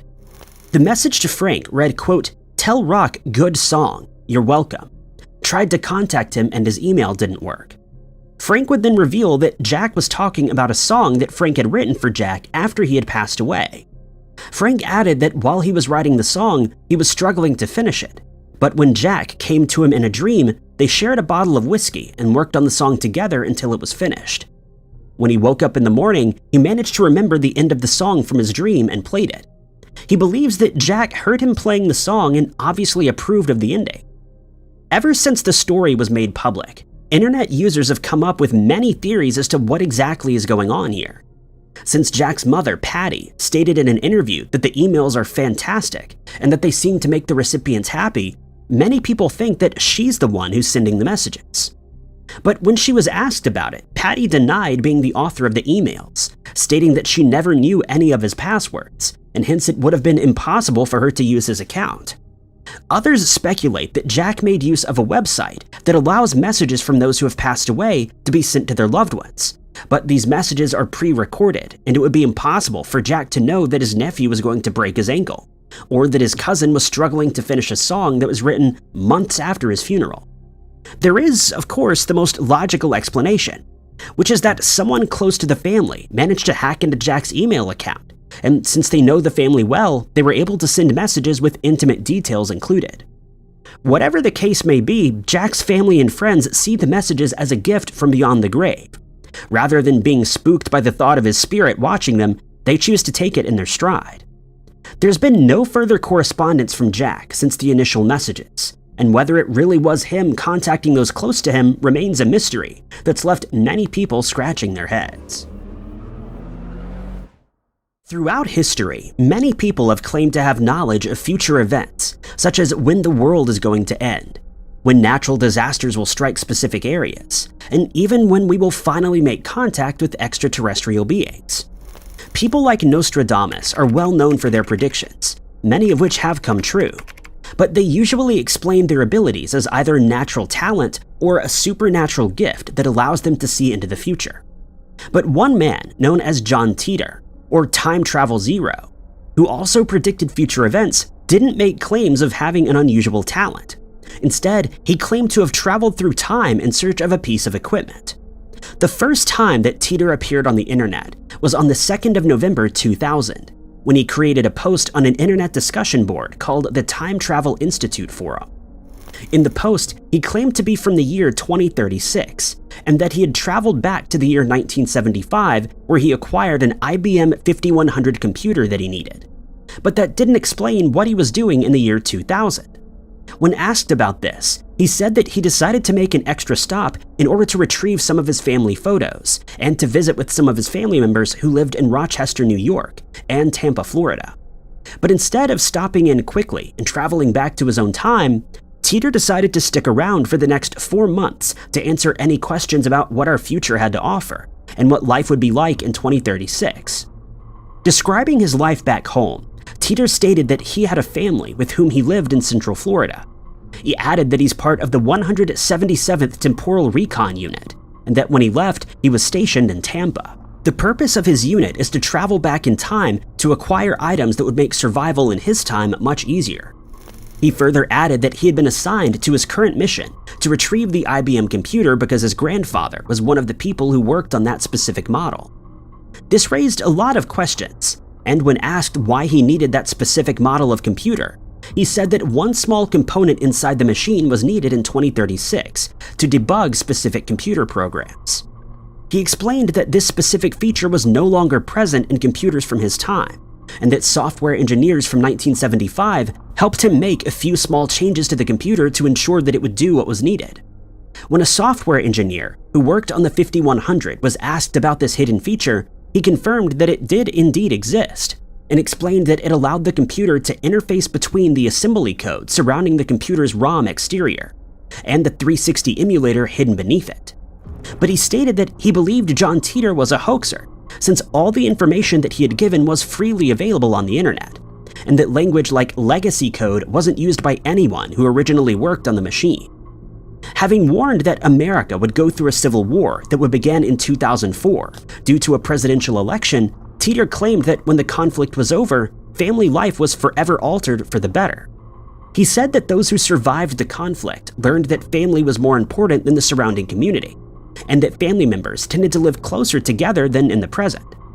He also stated that food was no longer mass-produced during his time. Instead, it's all grown and sold by members of the community. Further, he claimed that people spend a lot more time educating themselves through reading, and that religion had become paramount in his timeline. When asked whether he used a time machine or some other means to travel back in time, Titor claimed that he had placed a stationary mass temporal displacement unit inside the trunk of a Chevrolet, and that it's powered by 2 topspin, dual positive singularities. This then results in an offset Tipler sinusoid, allowing anyone using the car to travel through time. Since Titor wanted the people of the year 2000 to become aware of the possibility of time travel, he posted photos and detailed diagrams of his time machine. When quizzed on how his presence in the past would affect his timeline, he stated that there would be no harm done, since his being in the past created a new divergent timeline in the future, ensuring that his remains unaffected. As for some of his other predictions, Titor claimed that in 2008, the United States would be divided into several sovereign countries, and that we would experience the Third World War in 2015, but that it would thankfully not last for very long. Next, he warned that 2004 would be the last year that the Olympic Games would be held thanks to the Third World War. When this didn't come to pass, internet users speculated that this may have been the case in his timeline, while the Olympics continued on as normal in our timeline. He then predicted that we would discover the basis for time travel in 2001, and that the discovery would be made with the use of the Large Hadron Collider at the CERN Institute. Many people believe that the discovery of the Higgs boson may be what he was referring to, but this discovery was made in 2012, rather than the predicted 2001. Since virtually none of Teeter's predictions came true, many people believe that he was merely a hoaxer who gained a lot of popularity on the internet. Some speculated that whoever the poster was had created over 80 different accounts, and that many of the questions asked about the year 2036 had in fact been posed by Teeter himself, making it easier for him to answer with credible information. But one man, an entertainment lawyer named Larry Haber, claims to have knowledge of Teeter and his family, specifically Kay Teeter, who he claims is John's mother. Furthermore, he stated that he knows of a video showing Teeter as he left our timeline to travel back to his own. This led many people to believe that Haber was actually the one posting as Teeter, while others believed it might be his brother since he's employed as a computer scientist. As for his son, he's involved with projects connected to NASA, the United States Air Force, and the NSA. And when asked whether his son could in fact be John Teeter, he stated that it would not surprise him in the least. During his period of fame on the internet, Teeter stated that he didn't expect anyone to believe his claims, and that he had nothing to gain from making these predictions. Before he left, he made sure to let everyone know that people during his time considered us to be lazy, ignorant, and self-centered sheep. In his very last post, he stated, "Bring a gas can with you when the car dies on the side of the road." This is the last time anyone heard from John Teeter, and to this day, many internet users still believe that he's hopped back into his '67 Chevy and traveled back to a future that seems much brighter than present times. It isn't often that a missing person investigation is turned on its head thanks to a social media post, but that's exactly what happened during the investigation into the mysterious disappearance of a 19-year-old woman named Morgan Bauer. What should have been a monumental moment in Morgan's life turned into one of concern and ultimately tragedy, as she had decided to move from Aberdeen in South Dakota to Atlanta, Georgia. But soon after the move was complete, she vanished into thin air and still remains missing to this day. On the 12th of February, 2016, Morgan asked a friend for a ride to Minnesota, after which she caught a flight to Atlanta. This much has been confirmed by police in Atlanta. Morgan, whose mother was against the move to Atlanta, made the move without securing employment first, but she had a plan. She arranged to live with a man whom she met on Craigslist, and in lieu of rent, she would clean his house and do odd chores as needed. This arrangement didn't work out for very long, and soon after arriving, Morgan was asked to leave the man's house. She was determined to make it in Atlanta though, and so she decided to stay in a motel until she could find a stable job that would allow her to pay for her own apartment.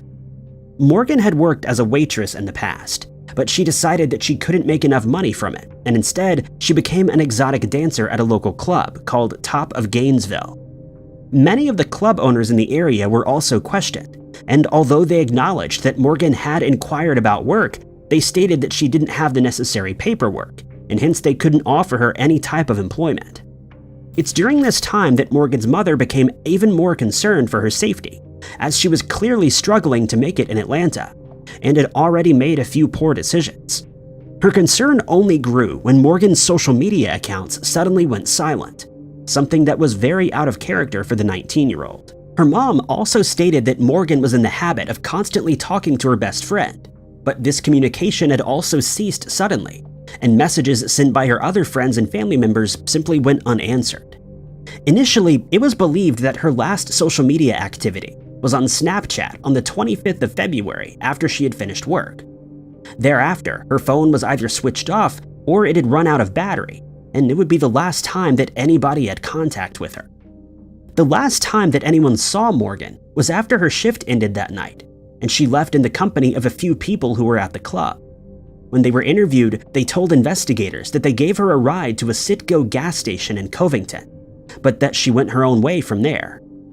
An investigation was immediately launched by the police in Atlanta, and they received many leads from people who thought that they had spotted Morgan, but none of these proved useful as she remained missing. Morgan's mother, Sherry, made a public plea in which she said that Morgan wouldn't be in any trouble and that she just wanted her to get in touch with her family.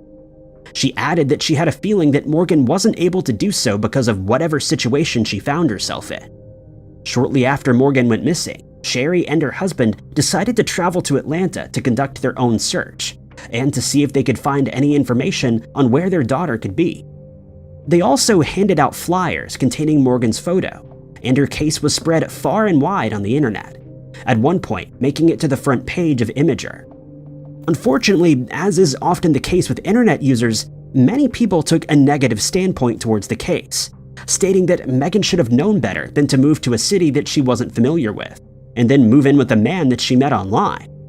Her mother fired back at these commenters, stating that their opinions were doing more harm than good, and that we've all made mistakes, especially when we were around Morgan's age. She then reiterated that the focus of the case should be to find out what happened to Morgan, rather than speculating on what she should have done. The case had seemingly hit a dead end, and hope was dwindling that Morgan would be found. But that's when one of Morgan's friends discovered a video that changed the entire timeline of the investigation. She stumbled across an Instagram video that Morgan had posted on the 26th, a day after her presumed disappearance. In the video, she can be seen walking through Porterdale Yellow River Park, and a man can be seen walking behind her. When the video was shown to investigators, they stated that they were not aware of it, and when asked about it later, they declined to say whether they knew the man who could be seen behind her. It's unknown whether this new information had any effect on the case, but in July of 2023, the FBI and members of the public conducted a search at a house in Porterdale that's located close to the park in Morgan's video, after which they stated that they found new evidence in the case. Shortly after, investigators arrested two people, Jonathan Alexander Warren and Caitlin Goebel, who they believe are responsible for ending Morgan's life. Investigators didn't reveal how the pair knew Morgan and declined to release any further details on the case, and at present, Morgan has still not been found. Advertising is a major part of television, as companies have the opportunity to offer their products to millions of people in just a few seconds.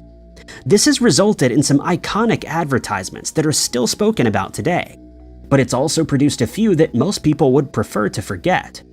One of these less than popular ads was produced by tissue manufacturer Kleenex in Japan in 1986, and today it's still referred to by internet users as the cursed Kleenex commercial, since it's gained a reputation for strange events that supposedly occurred after it was taken off the air.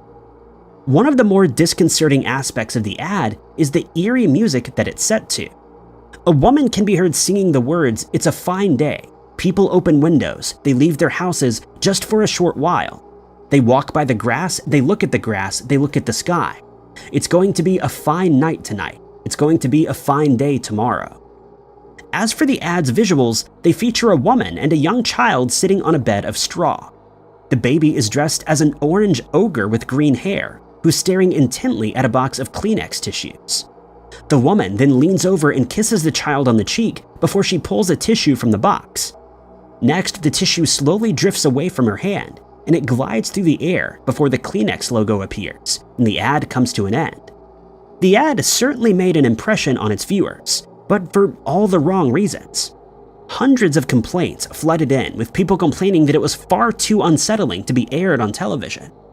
Upon hearing the strange melody used in the commercial, many viewers in Japan, who didn't understand the lyrics, erroneously thought that it was an ancient German curse which proclaimed that everyone would be cursed and that everyone would lose their lives. The ad was quickly removed from the air, but as is the way with the internet and all things disturbing, it was rediscovered on the 23rd of May 2006 when it was re-uploaded to YouTube. It quickly gained more than 1 million views, along with a series of strange rumors that the ad is, in fact, cursed. People began claiming that anyone who watched the ad would be burdened with the curse of some kind, and in some extreme cases, they would lose their life as a result. Others claimed that they knew of people who watched the ad only to take their own lives afterward, though these claims are completely unsubstantiated. Then urban legends began to spread about the making of the ad and the people involved in its production. Some people claim that multiple members of the crew experienced tragedies after it was aired, with some even claiming that they met an untimely end. But again, there's no evidence to back any of these theories up. Skeptics believe that these rumors were started similarly to those connected to horror movies like The Poltergeist and The Exorcist. Members of the cast and crew of these movies were believed to have been cursed during their production, with some losing their lives shortly after they were released, while others did indeed experience tragedies. When commenters started to point out that they'd watched the commercial many times with no ill effect, the urban legend took another twist, with some commenters claiming that it had to be viewed at the right time of day, most claiming this to be midnight. They stated that the ad suddenly became distorted when viewed at the appropriate time, or that the baby changed from an orange ogre to a blue one. Some stated that it wouldn't work while viewing it online, and that it had to be downloaded before watching it for the strange effect to take place. Then there were those who claimed that if the video was watched after midnight, which is rather ambiguous, the viewer would go insane, though there have been no reports of anyone losing their minds due to watching the footage. When the video was sent to the popular YouTube channel, Shrouded Hand, it seemingly caused a power outage in the building when it was viewed. One member of the channel stated that their laptop also shut down completely, rather than switching to battery power, as is usually the case. But eagle-eyed viewers of the channel quickly pointed out that the video had likely been edited, and that the strange effects could easily have been added in by someone who's proficient in using video editing software. Next, rumors were focused on the ad's cast, particularly the woman, Keiko Matsuzaka, who could be seen sitting next to the baby. Some people claimed that she lost her mind shortly after the ad was recorded, and that she had to be sent to a mental health institution where she ended her own life. Others stated that she gave birth to a demon baby, causing her to pass away in the process. But these rumors are completely unfounded, as Keiko is still known to be alive and working as a well-known actress in Japan. Not content with the already massive amounts of rumors surrounding the commercial, even more theories began to emerge, with some users theorizing that the jingle contained subliminal messages. In a rather large stretch of the imagination, they theorized that when the woman kisses the baby on the cheek, it's meant to symbolize someone surrendering to the forces of evil, since the baby is dressed as an ogre. Furthermore, they speculated that the release of the white tissue that then floats away is symbolic of the release of a soul after someone passes away. Strangely, an alternate version of the Kleenex ad had been discovered, featuring the same woman and baby. In this version, the same eerie music plays, but the visuals are far less eerie, as the smiling baby pulls tissues out of the box before throwing them into the air. The first tissue floats away just as the first one did, and the second comes to rest on the woman's chin. It isn't known if this ad was created as a backup for the first, or if it was a replacement, and it's uncertain whether it ever even aired in Japan. One thing is certain though, if the ad campaign didn't fare well back in 1985, it more than made up for it since it was uploaded to the internet, as it's been viewed by over 1 million people since. The rumors surrounding the commercial have all been disproven, but despite this fact, there are still many people who are wary of watching it, just in case. When it comes to conspiracy theories, celebrities seem to be easy targets, as they're often the subjects of strange rumors and theories that seem to have no basis in reality. Yet there are many people who are convinced that they're real. Many of these theories center around well-known musicians, and one of the most well-known has to do with the British band The Beatles. This theory came into being in 1969, when a fan called into a Michigan radio station and revealed that Paul McCartney, the band's singer and guitarist, had actually passed away in a car accident in 1966. But since the band had just reached stardom, their record label was unwilling to let the band's good fortune come to an end, and so they decided to replace McCartney with a doppelganger. Another theory posits that McCartney's passing would have created mass hysteria among their fans, and that the British intelligence service decided that it would be better to find a replacement by the name of Billy Shears. Those who believed the theory to be true pointed out that at the end of the band's song Strawberry Fields Forever, John Lennon can be heard saying, "I buried Paul." When asked about it, Lennon stated that he actually said cranberry sauce, and despite the band and even McCartney denying these rumors, they still persist today. Yet another conspiracy theory involving famous musicians include claims that hip-hop artist Jay-Z is in fact a time traveler. The rumors started in 2013, after an image from 1939 was uploaded to a blog created by New York Public Library's Schomburg Center for Research in Black Culture, in which a man who looks remarkably like Jay-Z can be seen sitting on a railing in Harlem. The rumors soon took an even more unlikely aspect when people started claiming that Jay-Z was actually a vampire, who obviously still looked the same after 74 years. There are also rumors that Tupac Shakur is still alive, and that he faked his own passing. People still report sightings of the rapper and claim that he's now living in New Mexico. Pop singer Taylor Swift has also been targeted by conspiracy theorists and is said to be a clone of Zena LaVey, daughter of Anton LaVey, the author of the Satanic Bible and the founder of the Satanic Church. Then there's the theory concerning the well-known Canadian singer Avril Lavigne. Soon after releasing her debut album Let Go, Avril shot to stardom with the second single entitled Skater Boy, selling more than 1.8 million copies and reaching the top 10 in the charts in more than 10 countries. Lavigne has since gained a dedicated fan base and has gone on to release a further 6 studio albums. But according to conspiracy theorists, it isn't actually her singing on any of the subsequent releases. The strange theory started on an Avril Lavigne fan page based in Brazil. According to the post, Lavigne wasn't prepared for the massive fame that accompanied her debut release, and she soon found herself struggling with the sheer amount of attention that she was getting, which of course led to a lack of privacy. It's said that she then chose a body double that could take her place, and ever since, a woman by the name of Melissa Vandella has assumed her identity, appearing on red carpet events and attending interviews in Lavigne's stead. But then, tragedy is said to have struck. According to conspiracy theorists, it all became too much for the singer to handle, and she ended up taking her own life. Since she was still massively popular, her record label decided that it would be convenient for Vandella to continue posing as Lavigne, and she continues to do so to this day. Some even claim to have proof that this is the case, with some people posting pictures of Lavigne from 2002, when Let Go was released, and comparing them to more recent photos where she appeared in front of her fans and on the red carpet. Some point to small details, such as her choice of clothing, stating that Lavigne was in the habit of wearing pants while Vandella chooses to wear dresses instead. Others have pointed out that there seem to be differences in Lavigne's facial features when compared to older photos, specifically the sharpness of her jawline, a mole on her brow, and the shape of her eyes. In a side-by-side photo taken years apart, some fans compare the freckles on the singer's left bicep, pointing out that they're not in the same position, and that more freckles had suddenly appeared below those that were originally present. But this observation was quickly shut down, as people reminded the poster that skin blemishes and freckles are known to change shape and even disappear over time, and that it's very common for new ones to appear. Then there are those who looked for clues in the songs that were released in her subsequent albums. They pointed out that in the song Slipped Away, she can be heard singing the lyrics, "The day you slipped away was the day I found I won't be the same." And they believe this is a reference by Vandella to the day that Lavigne lost her life, and that she was told that she would be assuming her identity for good.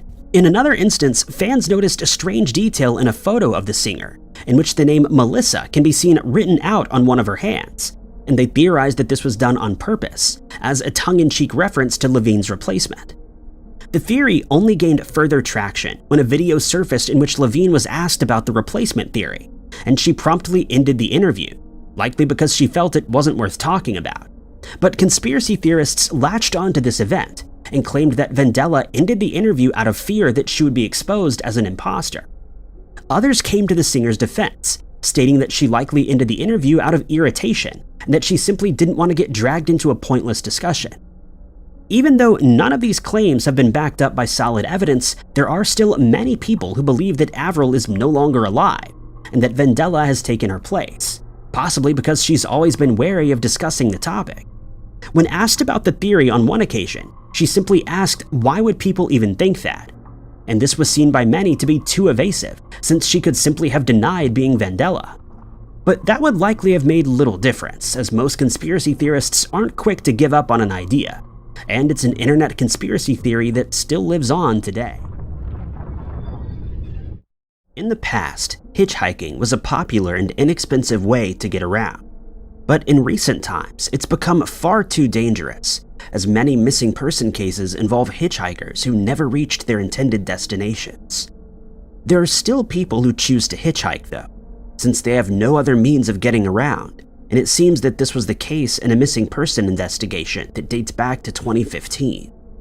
The mysterious disappearance of 47-year-old Brenda Sue Murdoch is a mystery that's nearly 8 years old, and despite the best efforts of investigators, she still remains missing after disappearing from Williston in North Dakota on the 1st of November 2015.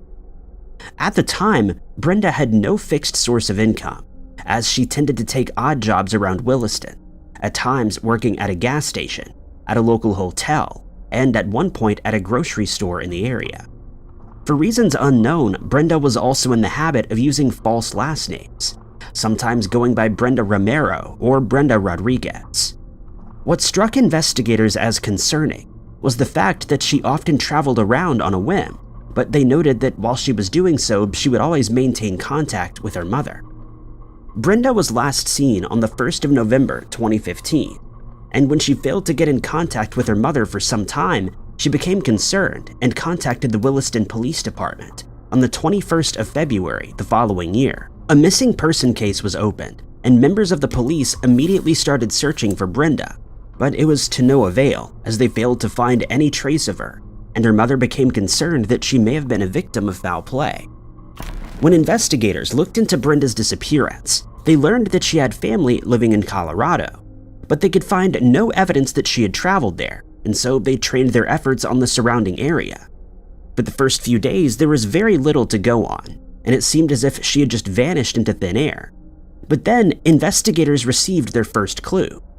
2 women came forward to say that they had seen Brenda in Rapid City in South Dakota, just before she disappeared while she was hitchhiking.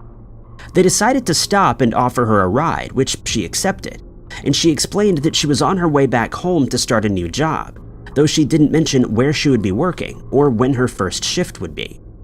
They mentioned that they found the whole situation to be rather strange, but they drove onto the outskirts of Rapid City, where they dropped Brenda off, assuming that she would continue hitchhiking from there. But after Brenda was reported missing, the 2 women saw the missing person flyer that had been circulated, and they immediately contacted the police.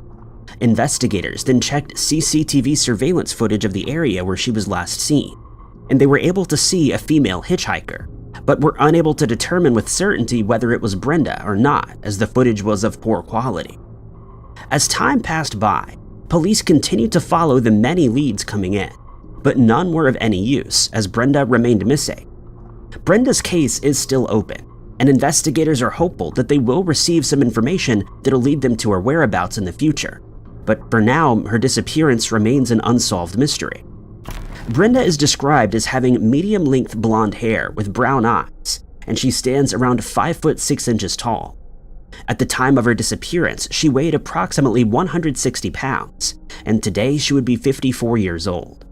Anyone who has seen Brenda or has any information on her current whereabouts is asked to contact the Williston Police Department at 701-577-1212. Brenda's NamUs case number is MP58157. In some missing person cases, it's determined that the person in question simply decided to leave of their own accord, to start a new life somewhere else.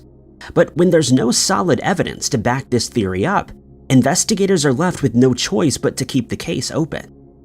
Many people believe that this is exactly what happened after 47-year-old Lillian Max disappeared from Cullman, Alabama in 2021.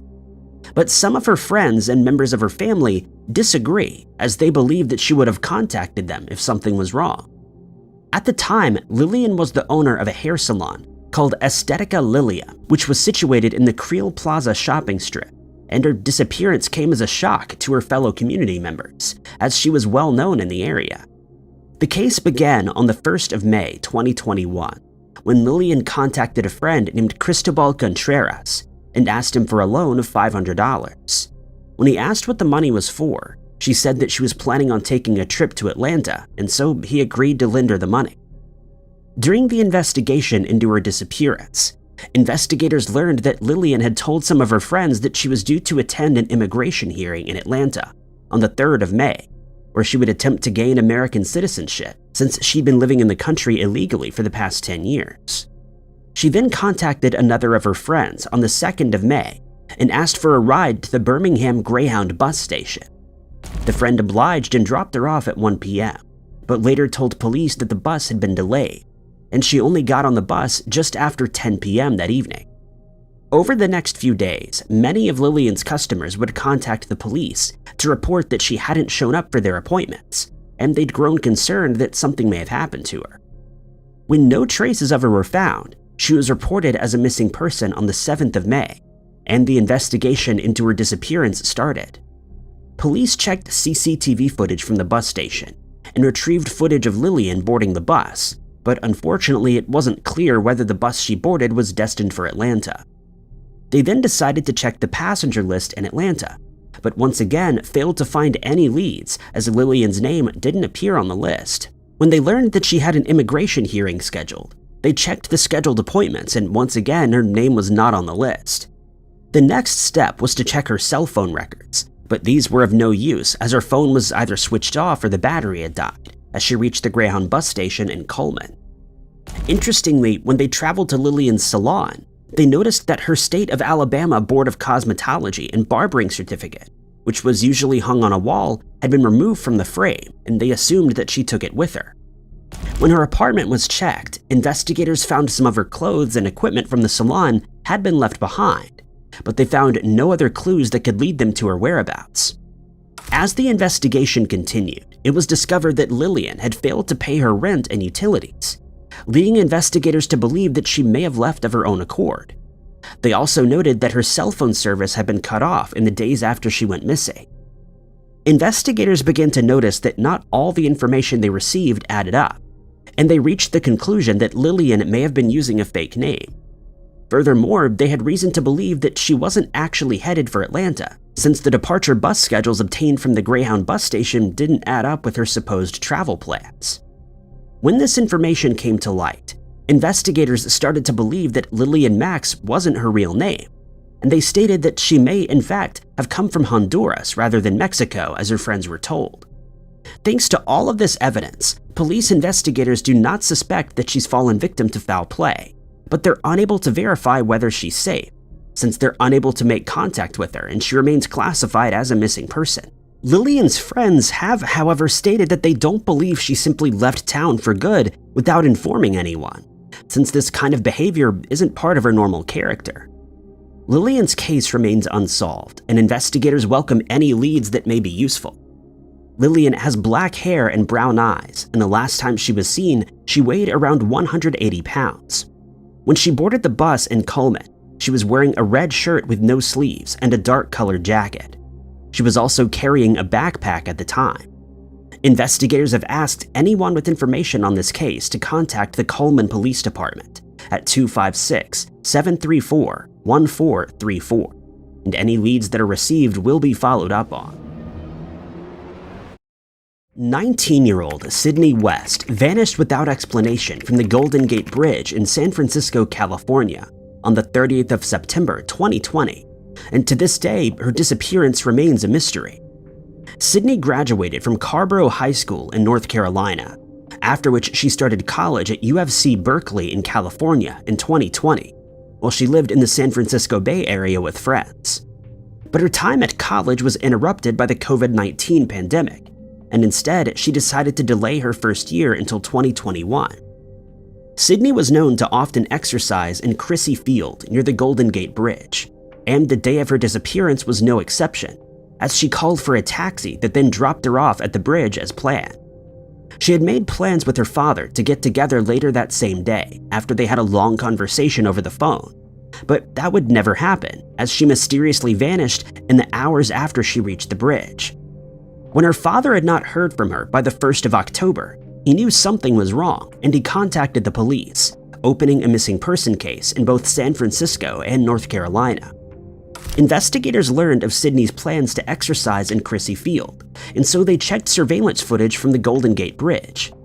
They managed to find footage of Sydney as she entered the bridge, but unfortunately it was a particularly foggy day, and she was seen walking into the fog never to be seen again.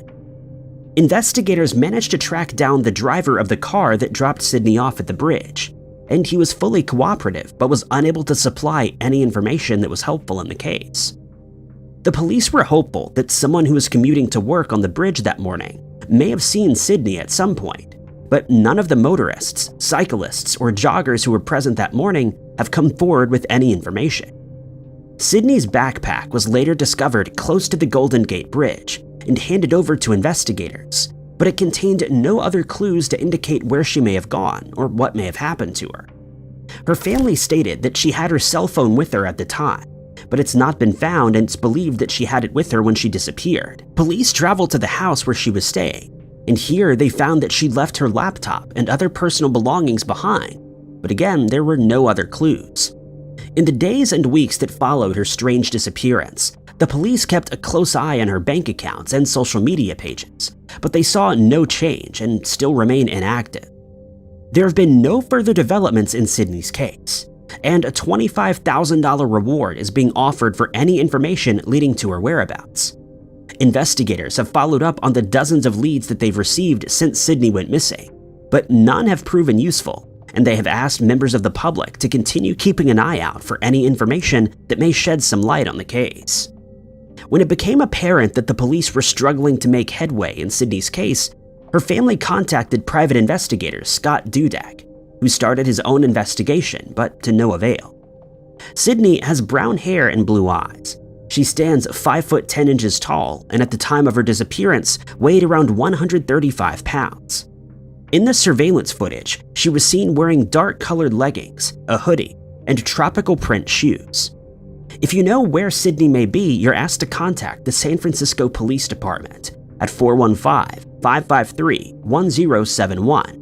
You can also contact private investigator Scott Dudek at 925-705-8328 or dudek.associates@gmail.com. When someone goes missing without explanation, investigators try to piece together their last known movements in hopes that they'll come across a clue that'll lead them to that person. But in some cases, this trail simply goes cold, with no further information found.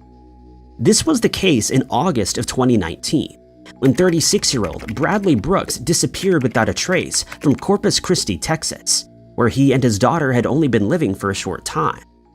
Bradley's daughter had just moved to Corpus Christi to live with him, and it's for this reason that his family, friends, and investigators believe that he didn't choose to disappear since he wasn't the type of person to just abandon his child. On the evening of the 18th of August of that year, Bradley was planning to go on a solo night fishing trip near the local Naval Air Station, and after packing his fishing rods and the shrimp that he bought for bait, he set out at around 10 p.m. from the house that he shared with his girlfriend. But Bradley never returned home as planned, and that was the last time that anyone saw him. 5 days later, police received a call that a vehicle had been abandoned on Stingray Road near the naval base, and when they reached the area, they realized that it was Bradley's car. Strangely, they found the car with the hood up, suggesting that Bradley might have encountered engine problems, or that someone else had been tinkering with the engine for some unknown reason. After finding no further clues inside the car, police officers eventually had it towed away. Searches of the area were conducted by Texas EquuSearch, but they made no headway as they were unable to find anything that pointed to Bradley's whereabouts. Following this, the case quickly went cold, as no witnesses came forward with any new information, but Bradley's case remained open. For the next year, there was no further progress in the case, until a friend of Bradley's family contacted investigators on the 13th of June 2020 to say that they might have spotted him at a gas station in Bartlesville, Oklahoma. Investigators traveled to the gas station and managed to obtain CCTV surveillance footage from the time that he was spotted. The footage was shown to his family, who stated that the man in question may have been Bradley, but they were unable to make a definitive identification. Bradley's sister, Misty, and her husband, Buck Chapman, made the trip to Oklahoma after learning that Bradley may have been spotted there, and along with members of law enforcement, they searched both the gas station and the surrounding town, but came up empty-handed. It would later come to light that the man in the footage wasn't Bradley, and investigators were left back at square one as far as the investigation goes. Bradley's father has once again reached out to members of the public to come forward if they've spotted Bradley or if they have any information that could prove useful in the investigation into his disappearance. Bradley is described as having brown hair and brown eyes, standing 5 foot 6 inches tall and weighing about 165 pounds. At the time of his disappearance, he was wearing a maroon t-shirt, black shorts, and Nike tennis shoes. He can also be recognized by 2 tattoos located on his chest and right arm, the first being of a horse, accompanied by the words, "All fall short of the glory of God." The second, located on his arm, is of an angel's wing. Bradley remains missing today, and the Corpus Christi Police Department has asked anyone who may have information on his current whereabouts or useful information on his case to contact them at 361-886-2600. Alternatively, you can contact the Texas EquuSearch team at 281-309-9500. Bradley's NamUs case number is MP60180. Usually, when CCTV security footage is found of a missing person right before they disappeared, it provides investigators with vital information that often leads them in the right direction, and the case can be closed. But this isn't always the case, as security footage can be notoriously blurry, since low-quality cameras are used, or in some cases, those close to the missing person aren't able to say with certainty that it's them in the footage. But in some missing person cases, the footage is relatively clear. The missing person is positively identified, and they're seen by multiple people before disappearing. Yet they still remain missing after none of these leads prove to be useful. This is exactly what happened in the case of the disappearance of a man named Dylan Arthur Sanford from Somersworth, New Hampshire. Dylan was reported missing in 2018 and has not been seen or heard from since. At the time, Dylan was planning on moving to Salem, New Hampshire, and despite struggling with an illegal substance addiction, he was successfully running a carpet installation business. His family would later tell the police that Dylan had recently completed a 30-day rehabilitation program, and that they believed he was well on his way to a full recovery. But details would later emerge that would bring this into question. Dylan's family also told investigators that he was close to his son, who was 4 years old at the time, and he would never simply disappear without staying in contact with him, as this wasn't in his character, and they suspect that he may have run into trouble on the night of his disappearance. On the evening of the 5th of December, Dylan was seen leaving a house on Market Street in Somersworth, where he stayed over the night before. He left the house at around 6:30 p.m., stating that he was walking to either the Borderline beverage store or the State Line Mini Mart, where he planned on buying a pack of cigarettes. This was, however, not the last time that anyone spoke to him, as the mother of his son would later tell investigators that he'd contacted her by phone on that same evening, telling her that he'd been using an illegal substance and that he had to be revived as a result.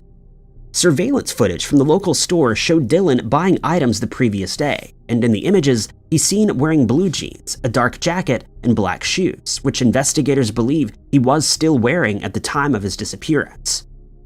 After he was reported missing, investigators looked into Dylan's phone records, but they found that they'd seen no activity from the time that he disappeared. Searches of the surrounding areas were carried out by state police, fish and game, and canine officers, with the help of sniffer dogs, but proved fruitless as no clues were found. 3 days after he was reported missing, Dylan's wallet was found in the garden of a house that's located around a half-mile from the house on Market Street. It was found to be empty, save for medical identification cards that belonged to the mother of his son.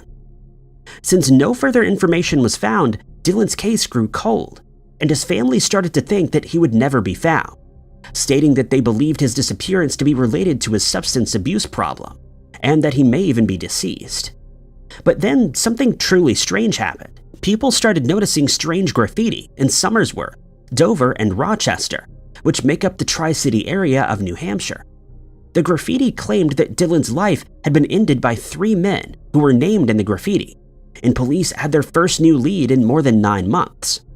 The 3 men mentioned in the graffiti were eventually tracked down and questioned by investigators, but Dylan's case remains a missing person investigation rather than a homicide investigation.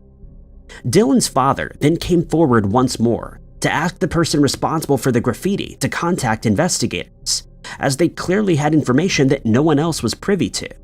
But this was never done, and the person accusing the 3 men of ending Dylan's life has still not been identified. Then, near the end of September, Dylan's cousin, Ashley, received information from an anonymous tipster stating that they possibly had information on Dylan's whereabouts.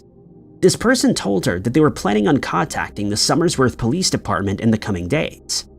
The tipster was true to their word, and they told investigators that Dylan may be at the house located at 108 Franklin Street, but they weren't positive that this was the case. A federal search of the house was conducted by state police, officers from the Bureau of Alcohol, Tobacco, Firearms, and Explosives, and the Strafford County Sheriff's Office on the 27th of December, but investigators declined to say whether the search was related to Dylan's disappearance. Whatever the case may be, Dylan was not located at the house. The search lasted for several hours, with all of Franklin Street being shut down in the process.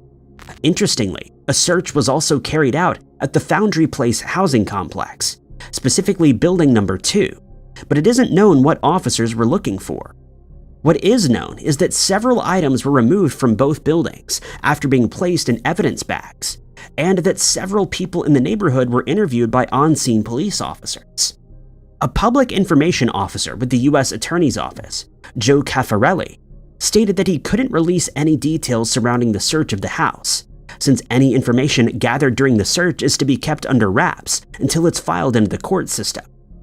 Members of the media decided to check these records and found that the 3 people who were named in the graffiti messages were not mentioned in the search, and once again, Dylan's case went cold. Dylan's family has now offered a reward to anyone who comes forward with information on his case, stating that the amount that will be paid depends on the type of information that's received. Dylan is described as having short, spiky brown hair and blue eyes. He's 5'11", and when he was last seen, he weighed about 170 pounds. He has several distinguishing tattoos, including Roman numerals on the inside of one of his arms, the Serenity Prayer on the side of his torso, the words "Only the Good Die Young" on his chest, and a cross on his back. If you or anyone you know have any information that could help track Dylan down, you're asked to contact the Somersworth Police Department at 603-692-3131. If you'd like to remain anonymous, you can use the anonymous tip line at 603-692-9111. Recently, it was put forward that extraterrestrials may actually exist, after a whistleblower revealed that the government is in possession of alien spacecraft. This idea only makes all the past UFO sightings and reports even creepier. A possible UFO sighting was caught on a dash cam in Darwin, Australia. The video is only a few seconds long, but you're able to see a fast-moving light fly across the sky sometime during the evening. The video was taken in 2016 when a whole lot of strange things were going on, from zombies on the road to creepy stalker clowns. The video was uploaded to YouTube by Paul and Sylvia Mayo. The description explained that they'd been leaving a service station in Darwin when the dashcam captured a curious light. They said that they took a few screenshots of the video to enhance what they had seen. These enhancements appear at the end of the video. The image appears to exhibit a row of individual lights that you would expect to see on the standard idea of an alien aircraft. The lights also appear to be different colors, switching between white, yellow, purple, and orange. The comments suggested that this was merely a reflection on the windshield, while others fully believed that it was in fact a UFO. One of the viewers stated that this was not a reflection nor a moth, and was certainly not a meteor trail. They explained that a constant path is followed as it moves further away from the camera. A friend of this commenter was a military and ATC operator and had seen some similar objects in Romania during the 1980s. This friend had stated that they appeared to be neon tubes with a purpose and that they were often seen at higher altitudes. The person who made this comment, as well as their former military friend, believed that this was 100% a UFO or UAP sighting. Even a UFO skeptic stated that they didn't think this was a reflection. Many theories flooded in an attempt to explain what this may be. Some even suggested that it may be a drone. It remains unconfirmed exactly what this was, but the majority believe the strange lights to be a UFO. This theory seems even more likely now that the public has found out about the supposed alien vehicles that the government supposedly has.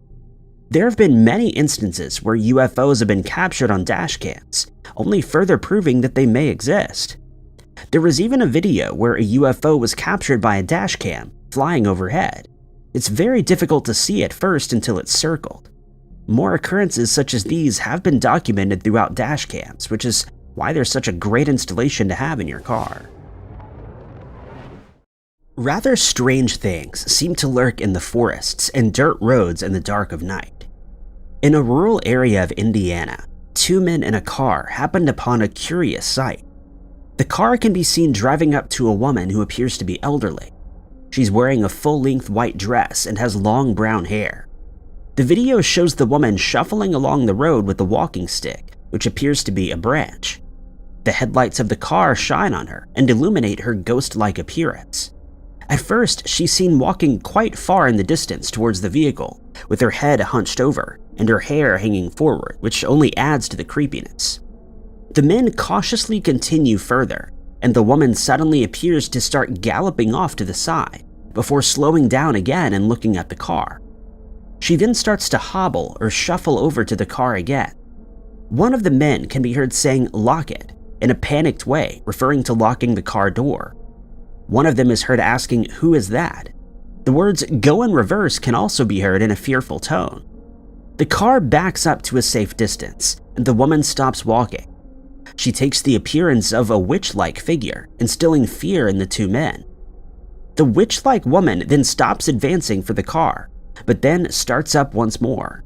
She starts running towards the car, and the men can be heard screaming. One of them tells her to go away and appears very scared. This video has been seen by about 880,000 people and was recorded in India. Those who saw the video were also rather terrified at what they were seeing. The incident appears completely random, and no one knows where the woman came from or why she was chasing the men. Some of the viewers made comments. Juan Diaz said, quote, "I wouldn't hit reverse, I would drive right through it. Then if it still got up to chase me down like that, I would scream like that guy." A Reddit user said, quote, "I probably would sound really weird for this, but I'd probably drive up next to her and see if she was okay, thinking it was just an old lady at night." Another person joked that the men would be the first victims in a horror movie. The video was also posted to TikTok, and the TikTok uploader captioned it as "Saudi Arabia police chase a real witch." It's not confirmed whether the men were actually police officers, but they certainly sound terrifying. One person who commented on the 2-minute and 20-second long TikTok pointed out that if they were police officers, they would have known exactly how to deal with an issue like that. She said, quote, "The police are supposed to take care of it." Another commenter claimed that she was a witch and that she does not look like the old woman in the video. Although a lot of videos such as these are often staged acts that are used to get the attention of social media users, this one appears to have genuine terror in it. It's uncertain if the woman was in need of help, but she didn't appear to be in any distress and was simply minding her own business until the car pulled up. She probably would have continued on her way if she hadn't noticed that she was being stared at or recorded. A video was posted in November of 2016 by Alyssa Cross with the username of AlyssaCross4052. The video showed a roadway on which the YouTuber was traveling. Soon she came to a curious and creepy sight. On the side of the road, a woman dressed in shorts and an orange shirt appears to be making her way along. Her walk is particularly odd, and she appears to be barefoot or equipped with sandals. It appears that she's incapable of walking in a straight line, and her arms wave about in a strange way. Her body moves strangely as she continues on, making for an unsettling discovery. Alyssa is driving along slowly and quietly while observing the woman. Alyssa is in the car with her friend, and the two seem to nervously agree that it appears that the woman has some sort of virus. It's also suggested that this person may be under the influence of some sort of drug. In the comments on Alyssa's video, some explained that the woman could be under the influence of bath salts or something closely related to that. Some of the viewers were upset at the YouTuber for not engaging with the woman to ensure that she was okay. They asked questions such as, why did her face look like that, and did she have any injuries? They also point out that perhaps the woman is suffering from some sort of mental disability. While it may seem like the right thing to do to stop and assist, it can often end badly, and one would be a lot safer contacting the authorities in situations like these. What makes the video even more creepy is that it looks as if it's in the middle of nowhere, and it's overcast. Alyssa probably should have called the authorities, or at least followed her for a short while to ensure that she wasn't a danger to herself. Some of the viewers also made jokes about the incident and called her a zombie.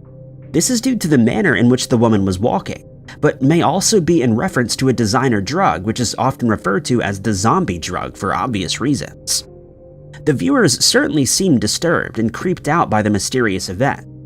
Alyssa also comments later on that she was afraid and hesitant, which is why she didn't engage with the person, which is entirely understandable. It's also thought that the individual is intoxicated, but it seems far worse than that. One user went as far as suggesting that she may be the victim of a kidnapping or abuse and has just escaped, and another referred to a disease known as Parkinson's, and another suggested other neuromuscular disorders such as cerebral palsy or even a seizure of sorts. It's unclear whether or not she received any assistance or medical care, or even made her way to her destination. A lot of the viewers continuously questioned Alyssa, asking her what happened next or why the video didn't continue, and what she did to help her. They were left unanswered, and the whereabouts and safety of the woman are unknown. In the year 2016, a number of creepy clowns were documented across America. This was not during Halloween, but just rather at random. Some of them were later identified as pranks being pulled by friends, but others seemed a lot more terrifying. In some cases, these creepy clowns would attack or chase individuals.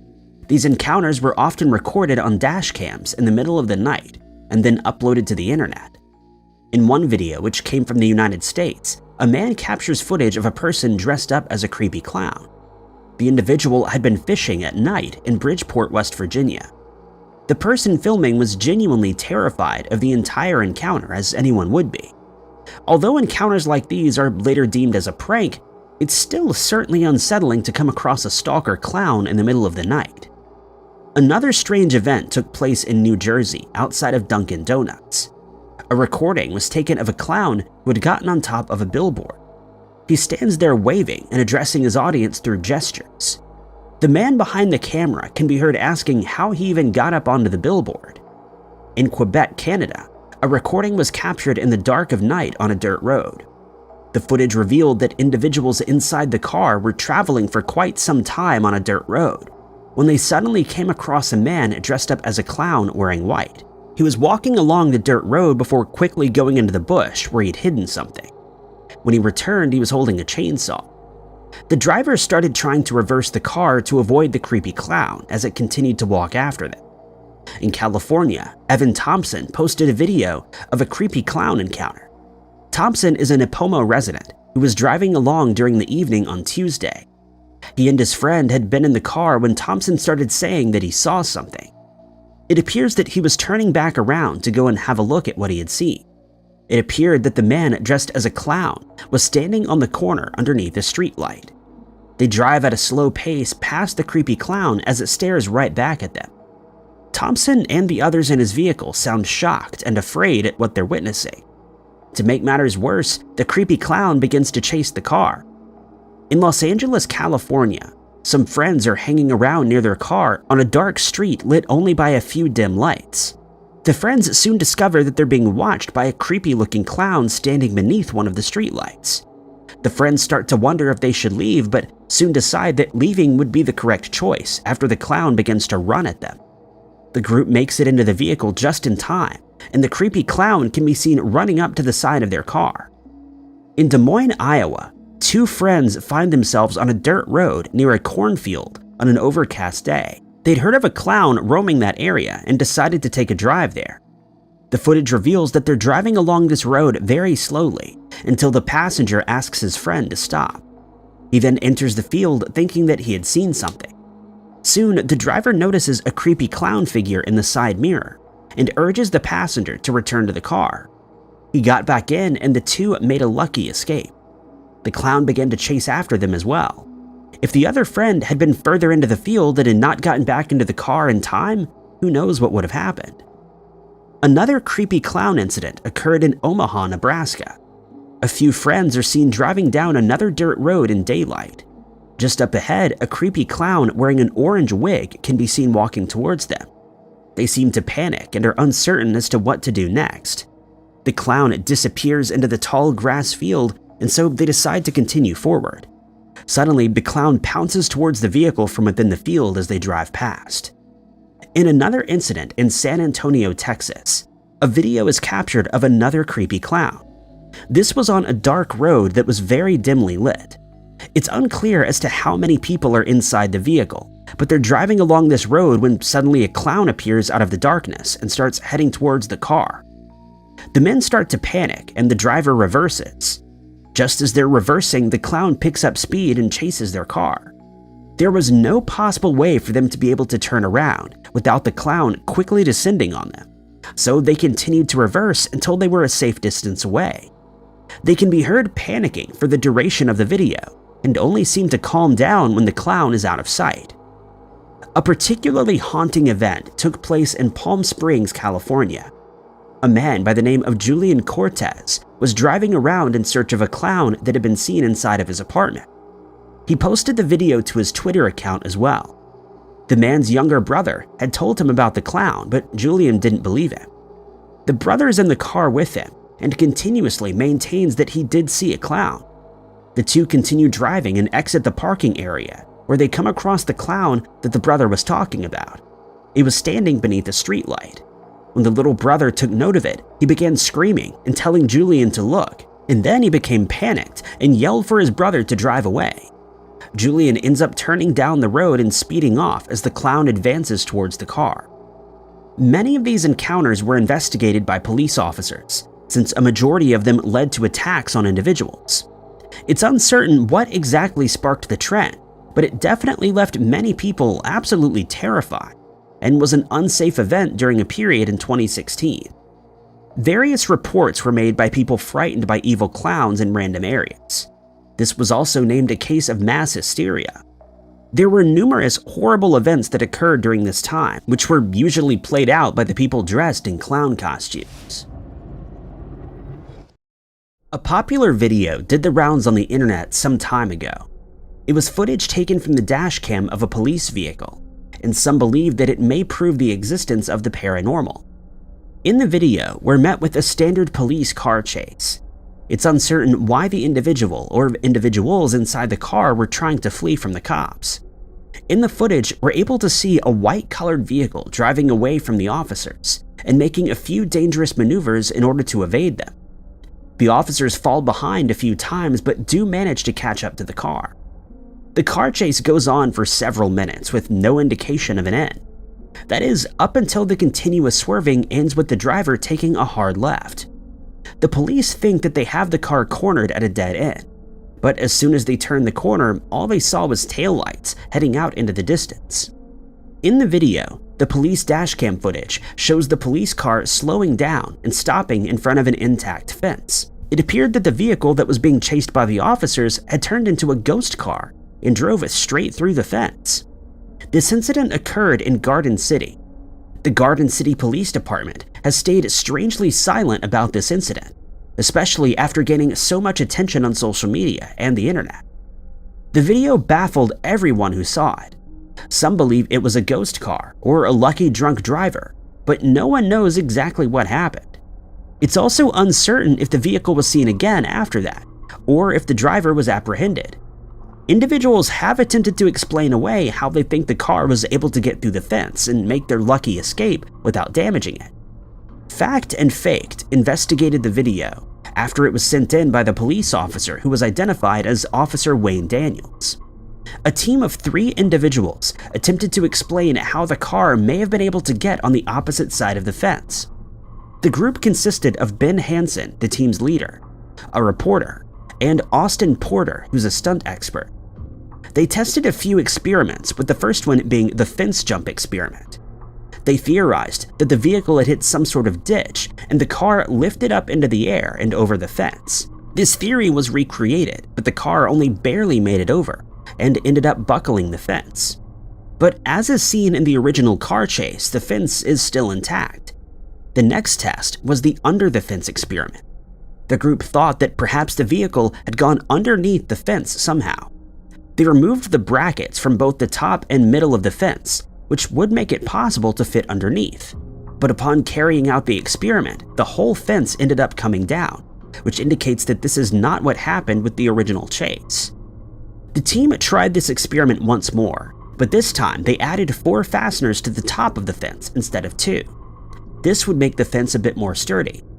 This time, when the experiment was carried out, the car successfully went underneath. The team explained that this is most likely what happened during the chase. They claimed that the vehicle must have gone underneath the fence, and then it became sturdy again by the time the police officer arrived there.